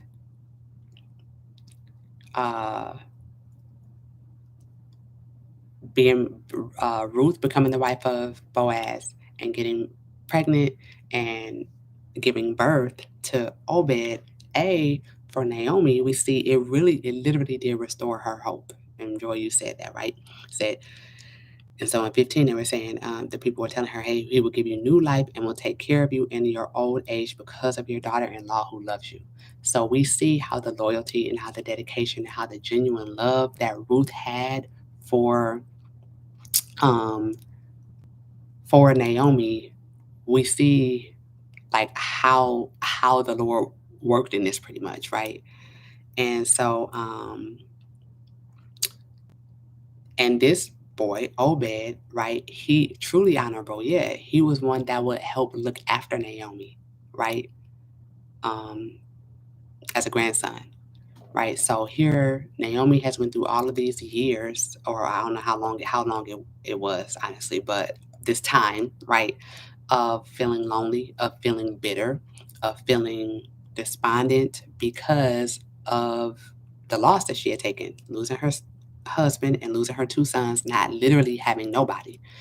Her whole family is gone. She feeling like the Lord is against her. She feeling like the Lord, um, has punished her pretty much. And so here she is now. She's seen her sacrifice and her investment into Ruth pay off because now Naomi's lineage, Naomi, uh, even though it's an in-law, well, no, well, it's kind of like an in-law because of Ruth. Ruth is an in-law, so they're not directly related, but Boaz is Naomi's actual relative, right? So now part of her lineage is able to continue and extend, right? So, um, yeah. So that was, I believe, just like a whole turnaround and just kind of like a restoration for Naomi, like a fresh breath of life for Naomi, really, right? She had got to experience a new love, even though she didn't have any more children, she was able to have a grandson um, that loved her and that was already prophesied that he would help care for her in her older age. So I think that was a beautiful thing. As far as Ruth, yes, she was able to get married and she was able to have she was able to, have her own family and things like that after her son died. And this is after she dedicated her life to helping and being with and serving Naomi, right? She was not concerned about getting married again. She was not concerned about anything to do with anything else. She just wanted to be with Ruth. And that was just her choice. But we see how under the guidance of Naomi, because Naomi is the one who encouraged her, right? Naomi is the one who's like, okay, listen, I want to find a good home for you. I want you to live a better life. Go and do this. And under the instruction of Naomi is the only reason why she presented herself to Boaz. And so, yeah. And so Boaz showing favor to her, um, just out of being a kind, integral man. Um, he ended up marrying her for the purpose of keeping her ex-husband's name, on the land. Nonetheless, you know, Ruth get pregnant, and so now, as it started to mention, and like Narisha mentioned, the legacy, right? We see the legacy extended, right? So Obed gave birth to Jesse, who then gave birth to David, and so we'll learn about that, and then it just goes down the line, eventually to the birth of Jesus Christ, right? And so back to the question, Joy, like me asking, what what do you think would have happened if Ruth had not stayed with Naomi?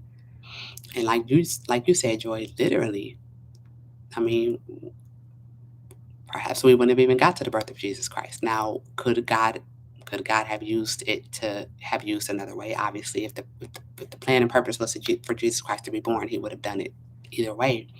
But they were a part of that plan. Um, I think Naomi also would not have been able to experience the grace of God and the mercy of God even after feeling so far away from Him. Um, I think Ruth may not have been able to kind of experience the blessing of her obedience and of her sacrifice to Naomi and of her dedication to Naomi. Um, So, and I think that it just shows that their how they were rewarded for their pure motives.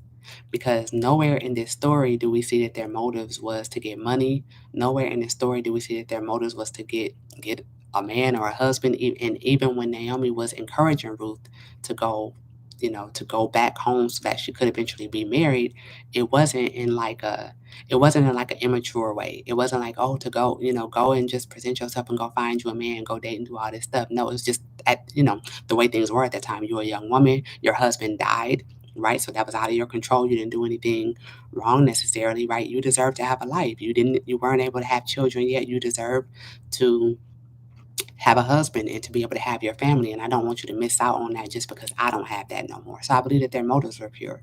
So I believe that we see just the reward of sacrifice, of dedication, of integrity, and of good motives.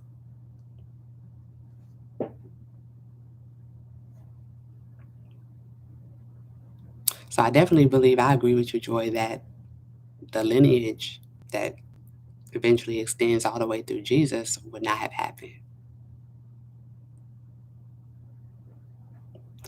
But in context, though, going back to again how this story is typically painted and narrated, I'm not sure that I still don't quite see it as the beautiful love story of biblical times. Honorable, sure, but not love. Not from Boaz to Ruth.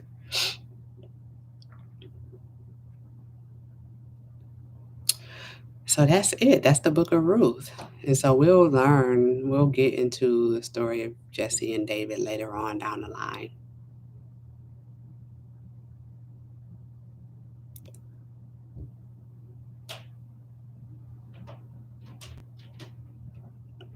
In in the next book. So we'll get into First Samuel, excuse me, First and Second Samuel. So that's where we'll start to be introduced to David and his story and going from there.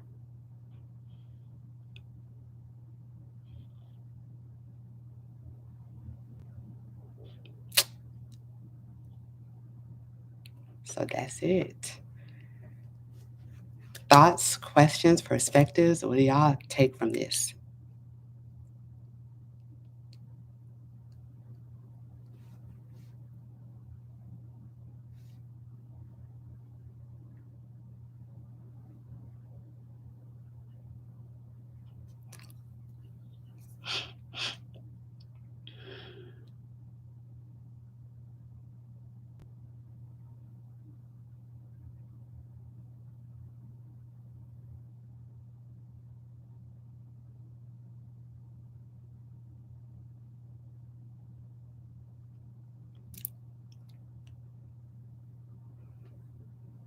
Anything?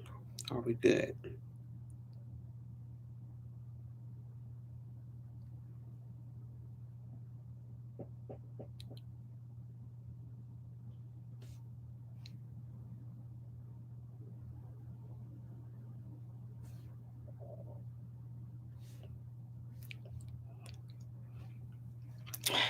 I'm enjoying these stories. I've never read Ruth before. Just heard about it. Really? Yeah. Well, I'm glad you're enjoying it. Yeah. Ruth is an interesting story, though. I mean, it is. The fact that it was not a love story, but keeping legacy alive. Yep. Yeah, which was important during that time. I don't think we don't focus too much on legacy nowadays.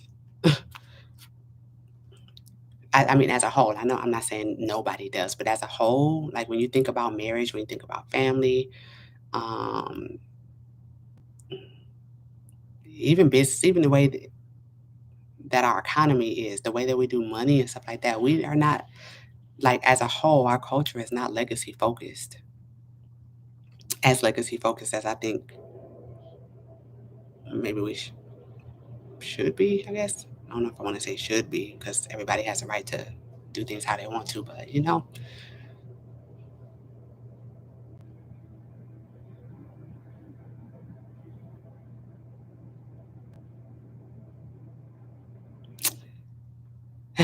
It's a true love story. I don't know if I was where I am now and understood it like this. I definitely have waited for a worthy suitor. Yeah, yeah, I understand. You think it was a love story though? You think it was a love story? Yeah.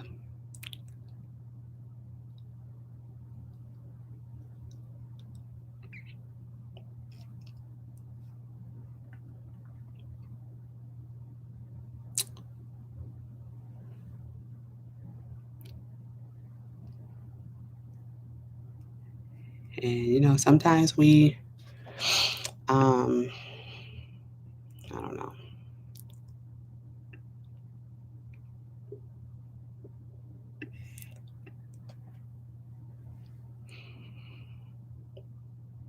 Well, sometimes when we do marry or get into situations, we do grow and we do evolve and we do learn different things or whatever. Um, you know, uh, that might cause you to see things differently or have a different level of expectation. But hopefully, within the Lord's will, He allows for grace and mercy and growth between you two. Um, Growth within the husband and growth within you, if it's in His will.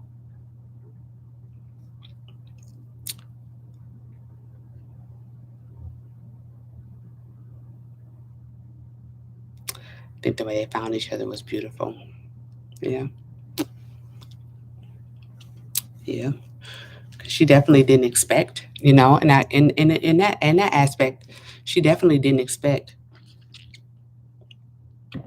to get married, right? She was just doing her thing. She was just minding her business, being loyal to her mother-in-law. So she did not expect to get married. And so the fact that she did, the fact that she was just, you know, being obedient and um, doing what she felt was, best for her and her mother-in-law, and eventually ended up getting married. And not only that, having a child, you know, that ultimately, and I'm tempted to believe it brought her probably greater joy. I think even greater joy than her getting remarried. I think it brought her greater joy to see her mother-in-law happy and full of joy and restored. Ruth was being obedient and assigned herself to Naomi and was rewarded with another husband. Yeah, even though they say that wasn't her goal. Yeah, Marcella. Yeah, and that is beautiful. It shows me unity among women in a family that are not by blood. Because it usually gets a bad rap. I heard ladies speak ill of mother-in-law and daughters-in-law. Yeah, yeah, yeah.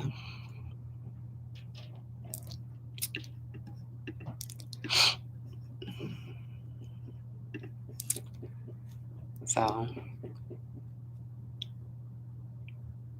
it is beautiful. Just the relationship and the commitment that she had to her, that Ruth had to Naomi.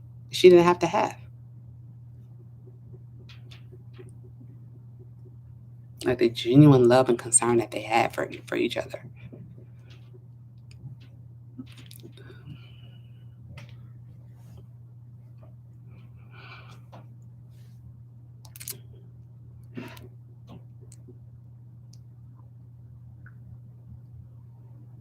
So what do y'all have?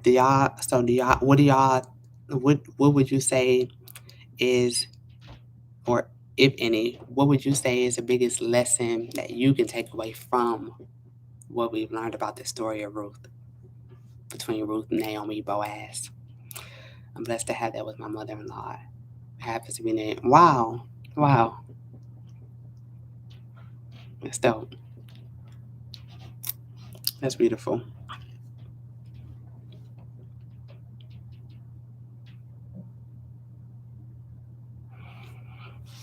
It's unfortunate that under the circumstances, right? Ruth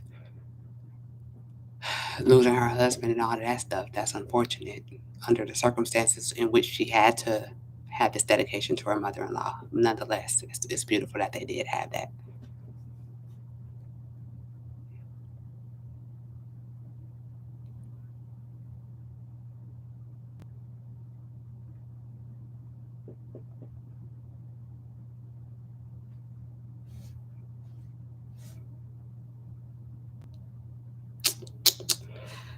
But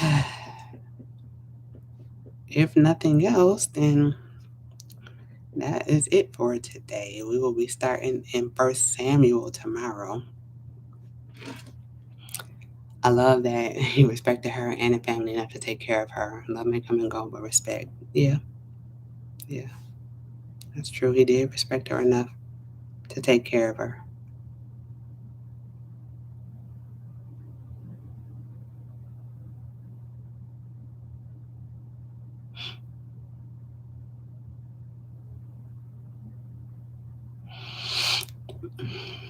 Really creates a beautiful relationship.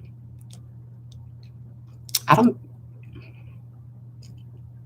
and I know you've been married for a while, but you think love come and go in a marriage?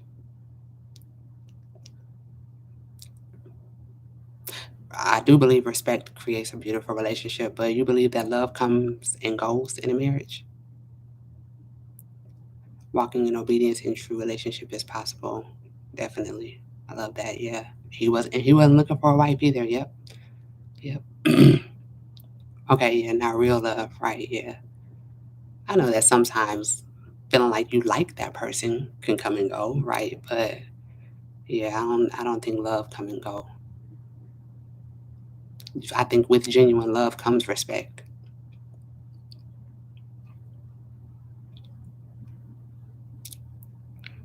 I don't ever want to be with a man again that don't love me. Like, so yeah, I would never be okay with love coming and going. With love or disrespect, to be honest with you.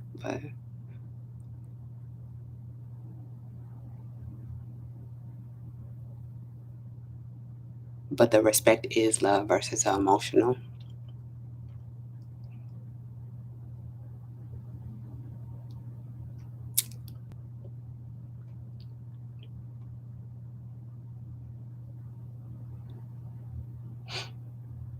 I think it's both. Love is an emotion, I believe. Do you believe that love is an emotion, right? I'm not saying that is only an emotion, right? Love is, I've often heard love is a verb, right? So not just because you feel like you love somebody, you show that you love somebody, right? But I do believe that you also feel love. You might not always feel like you're in love, right? I know that that's a whole nother thing, but I do believe that love can be an emotion as well. You can feel like you love somebody. It didn't even say that he loved her or found her attractive. No, it did not mention anything about love or attraction whatsoever. It was literally a business deal, pretty much. It was literally about the land and protecting the legacy.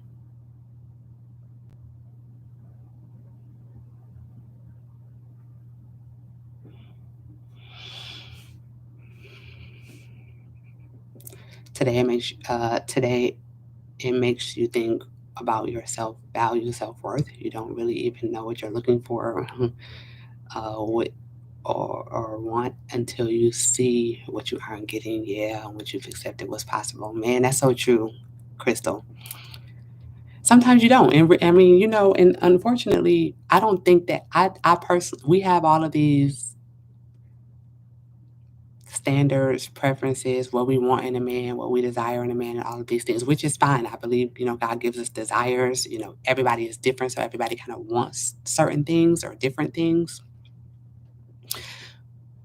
But I believe, and I've learned, and I'm learning that I think it's important to leave room for the Lord, leave room to truly trust God for what He knows is best. I truly believe that if we desire and if we do our best to be in the will of God and allow God to orchestrate His best for us, we will be able to experience the things that we didn't even know we needed, right? We just know how we feel right now. We just know what we like right now. We know what some of our interests are right now. We know what we don't want to tolerate right now. You don't know how things are going to be 10 years down the line, 20 years down the line, 50 years down the line, when you're 80, 90 years old, 100 years old, right? You don't know what you're going to need in your spouse decades from now. what your spouse is going to need from you decades from now, what type of lifestyle y'all going to be having, you know, what the condition of your marriage will be, in any way, shape, or form. Like, we don't know beyond right now. And so, just as we grow and as we mature, whether you are currently married or desiring to be married or not, I think it's important to kind of shift our mindset and to really set our heart on, okay, Lord, show me what's best. You know what's best. Help me to trust you for what's best and help me to be obedient so that I can walk in and receive what you know is best for me. Or, and simply praying, give me your desires. Help me to desire what you need me to desire, right? Help me to not make decisions based on any desires that I have that are not aligned to your will, you know? And even if you are currently in situations, and if, the Lord can do anything, and, if it's in the Lord's will, I believe, that He can turn things around and He can turn the hearts of the people that you are with or connected to see things His way, to see you in the way that you need to be seen. But yeah, sometimes we do end up in situations like, man, I didn't I prayed for a lot of this, but I didn't think to pray for this. I didn't think I didn't think about the fact that I actually might need this. Now that I'm not getting it, I see that's how important that is. I understand exactly how you feel.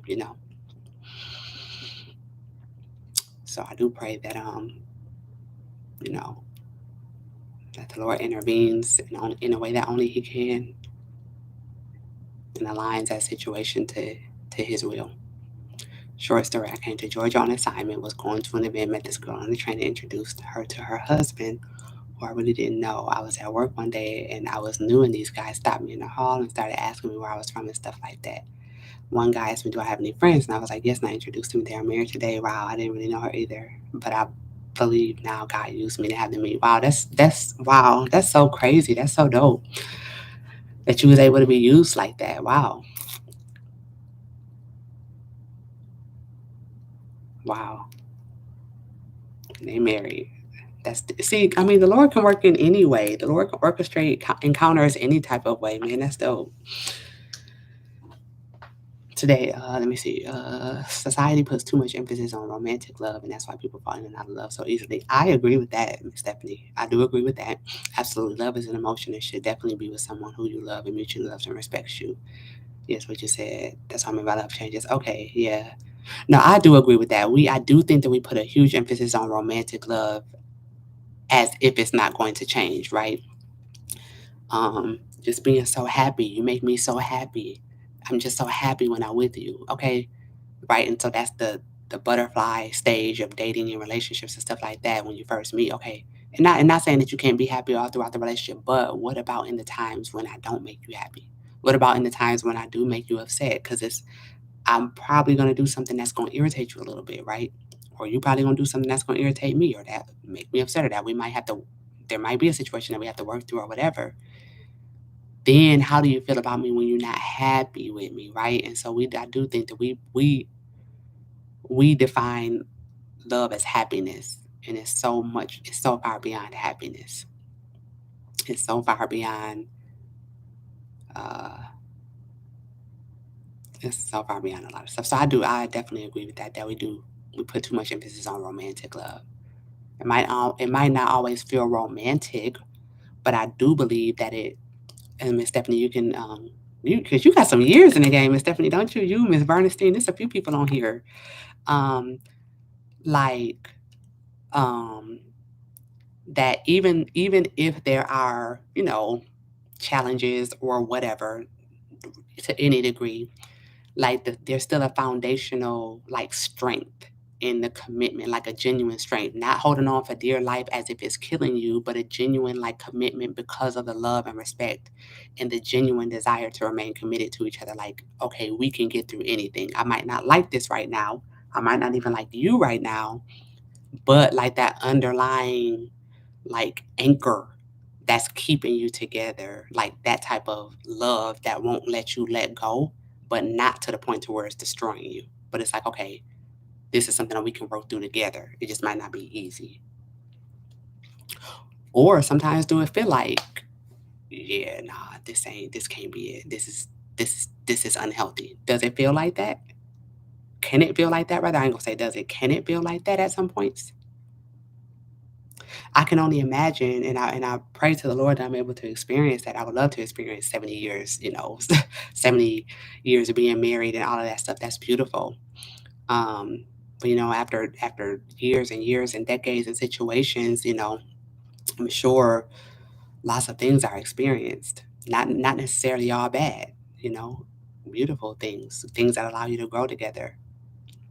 I'm speaking from the outside because I haven't gotten to that point yet, but I'm just wondering. Yeah, that's a beautiful story. 35 years. That's so dope. Much closer and happier. Wow. I love it. I just love it. So, yeah. I think I think we have been through a lot. Yeah. Yeah. And what would you say kept you together? If I can just ask that, and then we can go. I don't want to hold everybody on here, but what would you say kept you together? Okay, don't and other than God, okay, because we can say that, but what would you say, um, other than God, what kept you together for real? Yeah, Marcella, that's really dope.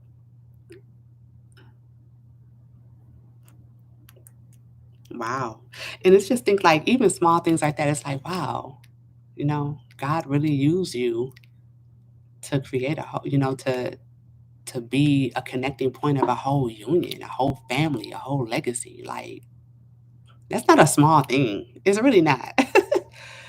It's really not. Neither of us wanted to leave. Oh, I heard somebody say that before. I heard somebody say that before.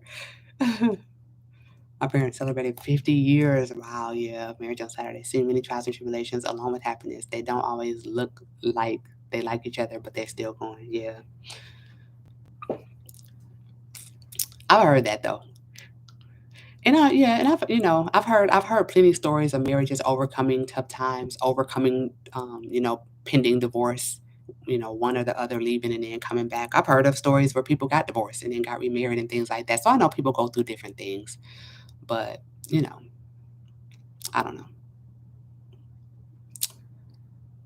All I'm saying, uh, the Lord knows what I need, want, desire, and all of that stuff, and I trust the Lord for what's best.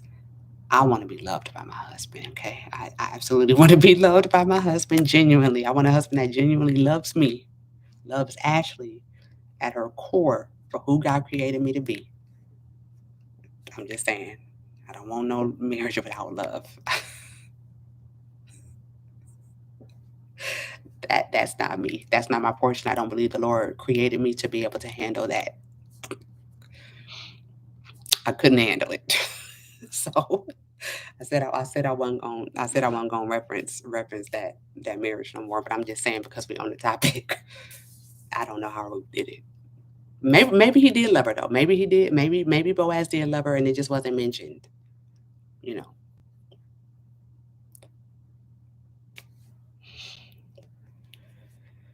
And they look like they'll make it. Wow, that's beautiful. My grandparents was married for 53 years before he passed away. We was having this conversation in one of the groups I'm in, a couple of the groups I'm in actually, but uh, people ask why ain't marriages lasting like our grandparents? And I did have to say, I'm like, some of those relationships were not healthy. Longevity does not equal happiness. Longevity does not equal healthy, right? Some of them was not healthy. Okay, so we got to be careful to take advice from people who are actually happy and people who are actually settled and happy and content with their marital decisions, right? Because you ask some people marriage advice, and they'll be giving you advice of how to keep your sanity because they don't like their spouse. Oh man, you just gotta make time for yourself. You just gotta get away. You just gotta do this. You just gotta do that, or else they gonna drive you crazy. Okay, you just don't like who you with. Be careful of the advice that you asking from people. Of how they stay together. Pay attention to the advice that they give.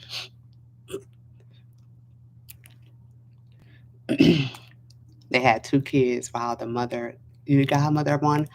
That is so dope. Graduated from high school this year. It's a beautiful story. One I'm happy to have been a part of. Right, for me, I made the choice to never disrespect him, even when I've said, Miss Bernstein. I'm sorry. See, never mind. Because sorry, I love talking about marriage and stuff like that. So I'm sorry. So we can go on ahead and go. I think that's beautiful though. I wanted to ask him. I don't know. Would y'all, Miss Stephanie and Miss Bernstein, not like today, not this week or whatever. But if we was to like organize or set up like a just like a I don't know, like a Q&A or like kind of talk or whatever where y'all are giving kind of y'all experience and advice from a healthy marriage perspective. Would y'all be willing to do that for those who are interested? I know I would be interested. But yeah, so we can go ahead and go, but never disrespecting him when he's upset. I wanted to ask, is that something like where you just is that something that you had to work on and learn? Or was that always just part of your character? You just was never the one to disrespect people when you upset, or did you have to learn that in marriage? But anyways, okay, y'all, we can go. One of us was always fighting. My daughter always said she wants a relationship like ours, but I told her, girl, it's always been a journey. Find someone who loves you and respects you. Yeah, yeah, yeah, yeah. I would love to hear more, but I don't know. We don't have time. Godmothers of both of them. That's so dope, Marcella. Wow. Like that's beautiful. Does that never mind, I ain't gonna ask that. Have you had you asked me 25 years ago, would have had a different story. But my parents were married 53 years and he's been married 54 years. Till their partners passed away. Wow. Sure. Yeah. I would love to use my wow, okay. So probably I ain't gonna say like right this second, honestly, but maybe I don't know soon within the next couple of weeks I may reach out to you guys when I just have some time to kind of focus on it and see what we can put together. And so for those who are interested, I think that would be great. You know, just to be able to hear your stories, hear some genuine perspectives from a you know from a healthy perspective, and just sharing the truth, about some of the challenges or whatever, but how to truly overcome them and how to maintain the healthy aspects of a marriage. Even maybe getting some insight from your husbands, like not saying I don't know if they would get on the camera or whatever, but just getting insight from them. Maybe there can be a couple questions that I can ask you to ask them to just give advice to women who desire to be married, in a healthy way. I think that would be helpful just for us to learn. For those who do desire to be married, or for those who are married and maybe having challenges and kind of looking for ways to overcome it, I think that'd be helpful. Good. Yeah. Okay. Cool. Well, thank y'all. Thank y'all for being willing. I appreciate that. So, yeah, I'll circle back around on that. I promise. I'll circle back around on that. Most definitely, I want to help every Christian marriage to be successful. Insights from husbands will be great. Okay, thank y'all. Thank y'all. That's beautiful. Thank you. I'm gonna make a note. I promise I'm going to circle back around to it. Contact Miss Stephanie and Miss Bernstein for marriage talk. Okay. Okay, my grandparents are married for many reasons, yeah, before they passed, and my granny shared some of her stories. But the end is they remain together. Yeah, yeah, I understand. Some grandparents married just for the kids, and then some, depending on the time frame too, women didn't work during that time. It was the homemakers. It was a lot of reasons why people got married and stayed together. But hey, because they stayed together, a lot of us are here. So thankful for that. But all right, thank y'all for staying on here a few minutes later and being able to hear these encouraging and inspiring stories of overcoming and getting to the point of having healthy, successful marriages, or just even sharing insight of learning from certain mistakes and stuff like that. I think it's dope. So I hope that y'all enjoyed reading the Book of Ruth. And just reading it in context and seeing the aspects of the beauty of it and just how things can happen. Um, you know, and also just the reality of the story as well. So trust the Lord though. For those who are, you know, single, married, single, wanting to be married, trust the Lord. For those who are married, going through situations, seek the Lord. Um, always have good motives, and whatever you do, your relationships towards people, not just family members, but people. Period. I think it's important for us to have good motives, right? Do things out of the genuineness of our heart, not to be opportunists, not to see what we can get and how we can benefit from such and such. Just be pure in our connection and or loyalty to people. And I believe the Lord blesses that. I really do. In more ways than one. All right, so that is it for today. Tomorrow we'll start First Samuel. We'll be getting into some as we get into these further chapters. Uh, First and Second Kings. It's really good. All of these, so I'm excited to get into these chapters and even get into all of the rest of the chapters that don't nobody even talk about. We don't never hear nobody talk about Amos, Obadiah, Micah, Nahum. We don't never hear about those. So good. All right. Well, I pray that you all have a blessed day. May the Lord cover you and keep you in the name of Jesus. And that our eyes are and our ears are open to hear the Lord in ways that we haven't before. And that we are just led in the Lord, that our steps are ordered by his word and everything that we do today in Jesus' name. So I'll see y'all tomorrow, 7 a.m. And yeah, that's it. They love each other very much. They're really best friends. I love them. Oh, that's beautiful. That's beautiful. I love it.